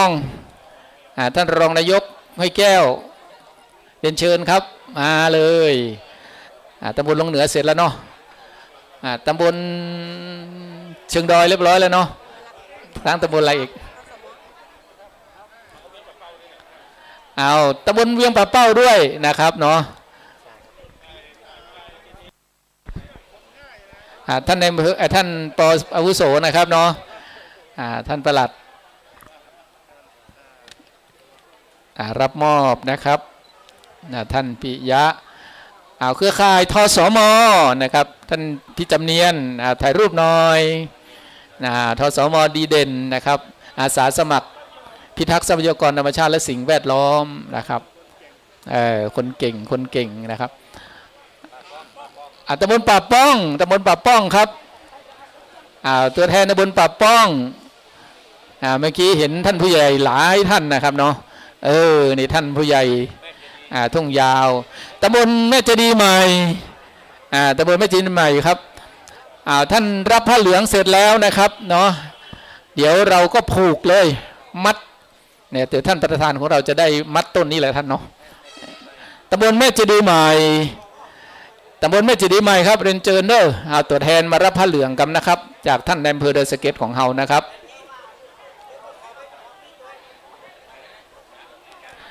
ตัวแทนครับตัวแทนแม่เจดีย์ใหม่ครับเนาะท่านใช้ศีลท่านหัวหน้าประคองรับหน่อยรับจากท่านนายอำเภอ เอาละครับเลือกเลยครับทุกต้นมีความหมายสัญลักษณ์นี้เก็บภาพไว้เป็นการแสดงออกทั้งกายวาจาใจนะครับเนาะที่เราได้ร่วมกันสร้างคุณงามความดีรักษาไว้นะครับท่านต้นนี้เลยนะครับเนาะท่านประธานของเรานะครับท่านธนกิจฉันทะจำรัดศิลป์นะฮะเรียบร้อยแล้วทางเข้าห่อก็สามารถที่กระจายนะครับเข้าห่อไปได้เลยนะครับสำหรับกิจกรรมที่เราได้กระทำกันในวันนี้นั้นนะครับเนาะทุกอย่างอยู่ที่ใจนะครับจิตอยู่ที่จิตอยู่ที่ใจจิตเป็นนายกายเป็นบ่าวขอขอบคุณนะครับโดยเฉพาะเครื่องเสียงนะวันนี้ท่านนายกประยูนตาริโยนายกเทศมนตรีตำบลแม่ปงเนาะหลวงพ่อเนาะโฮงทานเปิดได้เลยเด้อโฮงทานขอบคุณโฮงทานทุกโฮงเนาะเข้าหอเปิดได้เลยทหารพี่น้องทั้งหลายไปกินข้าวกินน้ำได้แล้วเด้อครับสำหรับยอดปัจจัยพระป่าสามัคคีนะครับตอนนี้คณะกรรมการกำลังรวบรวมนะครับกำลังรวบรวมยอดปัจจัยอยู่ซึ่งก็มากันอย่างมากมายนะครับเป็นน้ำจิตน้ำใจเป็นความกรุณาปราณีที่ได้ร่วมกันสมทบกองทุนพระป่าสามัคคีนะครับท่านไหนที่จะผูกผ้าเหลืองต้นไม้นะครับปีน้องๆป้าเครือข่ายกัลยาณมิตรทุกท่านครับเก็บภาพนี้ไว้นะครับภาพนี้จะส่งต่อทางเฟซทางไลน์แล้วก็ช่วยประชาสัมพันธ์กันต่อไปนะครับนะว่าทุกๆนะครับเดือนมิถุนายนของเรานะครับเราจะได้มีการทำพิธีอย่างนี้ติดต่อกันปี21แล้วก็ต่อไปเป็นปีที่22ท่านคือส่วนหนึ่งนะครับแห่งความภาคภูมิใจเก็บภาพไว้นะครับเนาะเอาผ้าเหลืองมัดผูกต้นไม้นะครับเนาะเป็นความมงคลให้กับชีวิตของทุกท่านทุกคนครับตอนนี้เข้าห่อนะครับตอนนี้ก็ทุกท่านก็รับแจกได้นะครับเพราะว่าน้ำจิตน้ำใจจากพี่น้องนะครับลุ่มน้ำแม่กวงของเรานะครับขอพี่น้องชุดเฉพาะกิจไม่ทหารนะครับชุดเฉพาะกิจช่วยจัดตีกินข้าวกันเนาะวันนี้เราจะได้ช่วยกันเพราะว่าท่านประธานเราจะได้กินข้าวห่อนะครับกินข้าวห่อที่หลั่งไหลมาจากพี่น้องศรัทธาสาธุชนคนลุ่มน้ำแม่กวงของเรานะครับเนาะจะได้กินข้าวด้วยกันนะครับอิ่มหนำสำราญเต็มที่ขอขอบคุณพี่ๆน้องๆนะครับโดยเฉพาะผู้สูงวัยสวผู้รักษาไว้ซึ่งต้นน้ำลำธารนะครับวันนี้ก็ขอขอบคุณเป็นอย่างสูงขอบคุณพ่อกำนันทุกตำบลนะครับสมาภัยบ่ได้เอ่ยชื่อปหลวงบ้านนะครับเนาะทุกหมู่บ้านที่บ่ได้เอ่ยชื่อคือข่อยคือครบนะต้องขออภัยตัววันนี้เป็นพิธีกรบางทีก็รายชื่อรายเสียงมันก็บ่ค่อยครบสักแต่ใดนะขออภัยบุญกุศลทั้งหลายเกิดขึ้นนะครับเนาะโดยพระสงฆ์ของเจ้าได้อนุโมทนาปน้อยปนานนะครับครูบาอาจารย์ได้กล่าวอนุโมทนาบุญกับหมู่เฮาทุกคนโดยทั่วหน้ากันนะครับเนาะขออายุวันนะสุขภระนะครับเนาะขึ้นลำตำสร้างสิ่งใดขอสำเร็จดังจิตดังใจดังปรารถนามาเอากาไม้ได้เด้ออาจารย์อาจารย์ประกาศเรื่องกาไม้อาจารย์จิรพัฒน์เอาละครับตอนนี้นะครับทางสำนักงานป่าไม้นะครับเนาะได้แจกกล้าต้นไม้นะครับกล้าไม้ที่จะเอาไปปลูกเพิ่มพื้นที่สีเขียวเรียนเชิญเลยครับท่านจะเอาไปตะใดตามเปิงใจปลูกไปเตอะปลูกป่าในใจคนเนาะ ปลูกเข้าไปต้องปลูกในจิตปลูกในใจปลูกในสวนก็ได้ในไห่ในสวนในพื้นที่ที่มันว่างนะครับที่ท่านจะเอาไปสามารถบอกเลยว่าปลูกแล้วจะได้เจริญงอกงามนะครับเพิ่มพื้นที่สีเขียวให้เกิดขึ้นในโลกใบนี้ท่านปลัดอาวุโสครับท่านปอปิยะครับเชิญรับประทานอาหารนะครับเนาะทานข้าวกับท่านในอำเภอของเรานะครับกราบขอบพระคุณเจ้านะครับทุกรูปนะครับที่ได้เมตตาจนงานสำเร็จรุ่งเรืองไปด้วยดีขอบคุณนะครับฝ่ายสนับสนุนนะครับชุดเฉพาะกิจนู่นนี่ตั้งรักษาความปลอดภัยเรื่องของถนนหนทางจราจรนะครับเขื่อนแม่กวงตั้งคุณชุดเฉพาะกิจนะครับชุดเฉพาะกิจนะครับปังให้แม่ลายป่าสักงามซึ่งก็ได้ช่วยกันนะครับดูเรื่องของความปลอดภัยบนท้องถนนต้องขอบคุณนะครับท่านหัวหน้าแล้วก็ทีมงานทุกทีมงานพี่น้องชาวบ้านนะครับศรัทธาสาธุชนทุกท่านทุกคนขอบคุณเป็นอย่างสูงสิ่งใดขัดตกบกพร่องเป็นเพราะว่าการให้อภัยนี่เป็นการตานที่ยิ่งใหญ่หรอนะครับต้องขออภัยวันนี้นั้นนะครับผมคงขอยุติตะอีก่อนเนอะนะครับผมอาจารย์จิรพัฒน์นะครับอดีตประธานเครือข่ายต้องขอบคุณและขออภัยครับบกพร่องไปนะครับเนาะตอนนี้ใครจะบันทึกภาพใครจะเก็บภาพเชิญเลยนะครับเชิญได้เลยครับ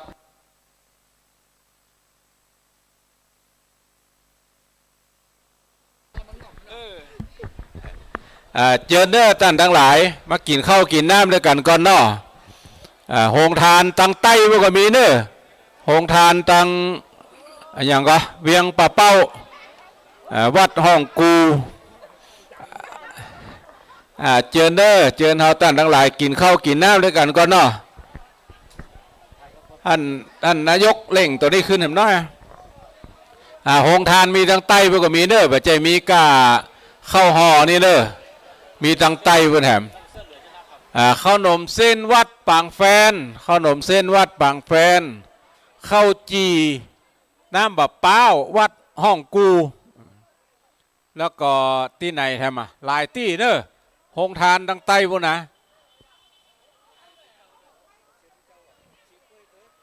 บวชกล้วยบวชชีด้วยแหมใครเป็นอุปชา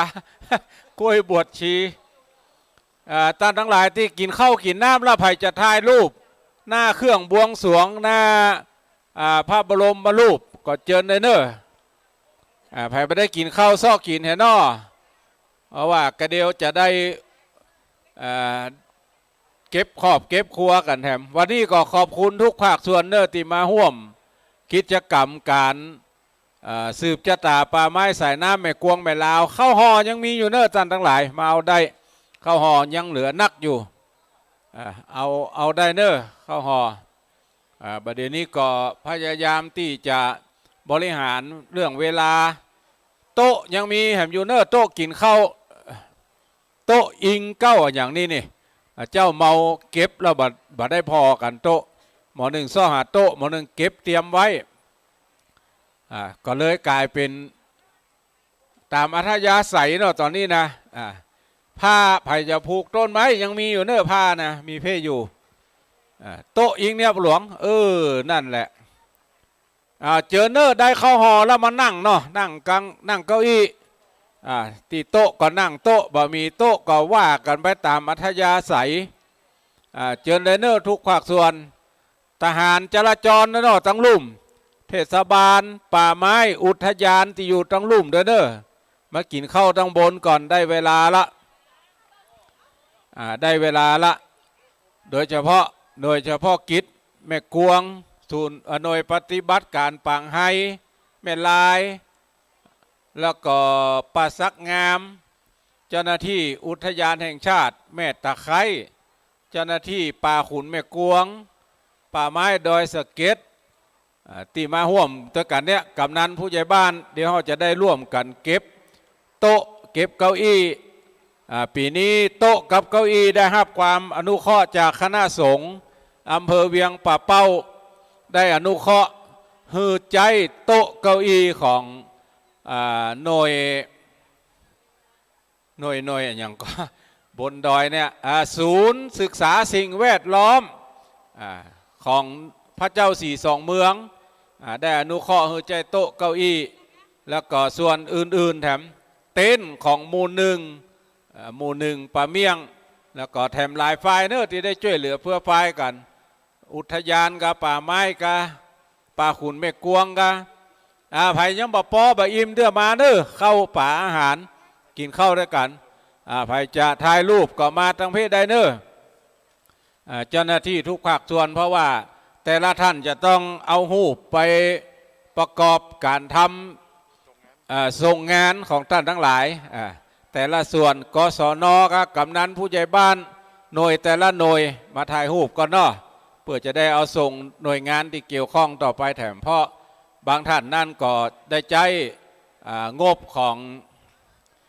ตั้งหน่วยงานต่างๆมาบริหารจัดการในตอนนี้ก็เจอเนอร์ทุกภาคส่วนซอกกินข้าวกินน้ำเนาะมีเปิดเลอะ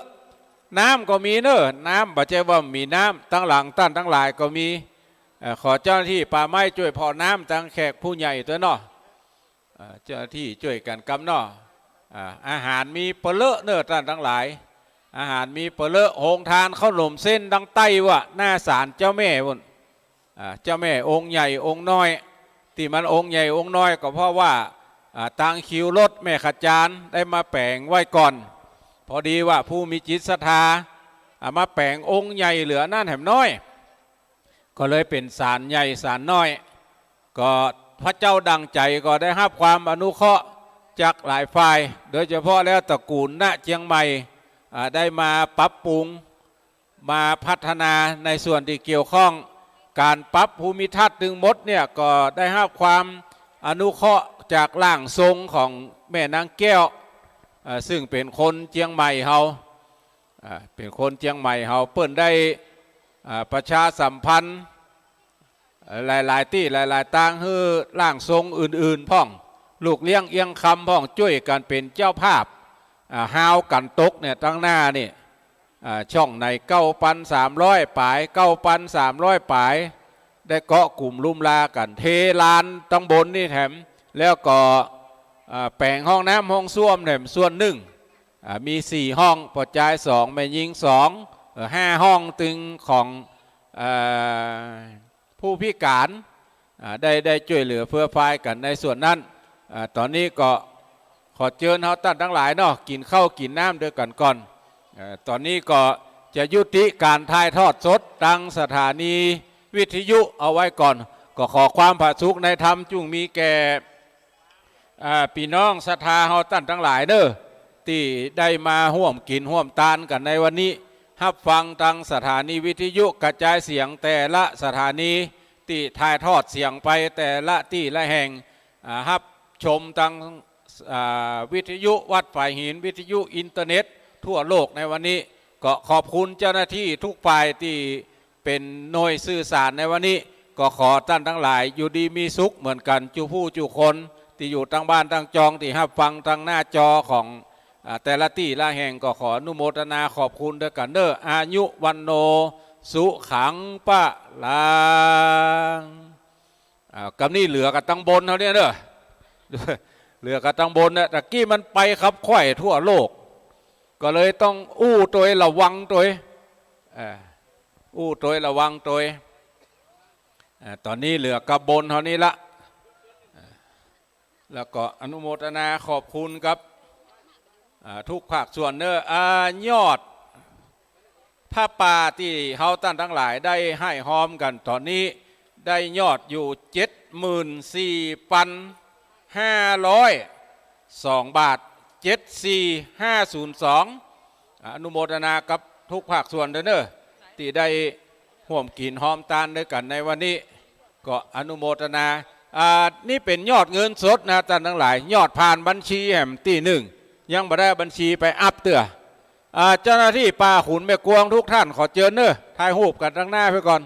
2 วัน 3 วันแล้วก็เดี๋ยวจะลืมเชิญเนอะเจ้าหน้าที่ป่าขุนแม่กวงทุกท่านเชิญเนอะเจ้าหน้าที่ป่าขุนแม่กวงท่านนายกขณะนี้ท่านกำลังฟังสถานีวิทยุกระจายเสียงพระพุทธศาสนา FM 104.5 เมกะเฮิรตซ์ มูลนิธิครูบาศรีวิชัยจังหวัดเชียงใหม่ขอเชิญชวนชายไทยผู้มีจิตเลื่อมใสในพระพุทธศาสนาและมีความศรัทธาในปฏิปทาและบารมีธรรมของครูบาเจ้าศรีวิชัยจำนวน9 คนที่มีคุณสมบัติคือมี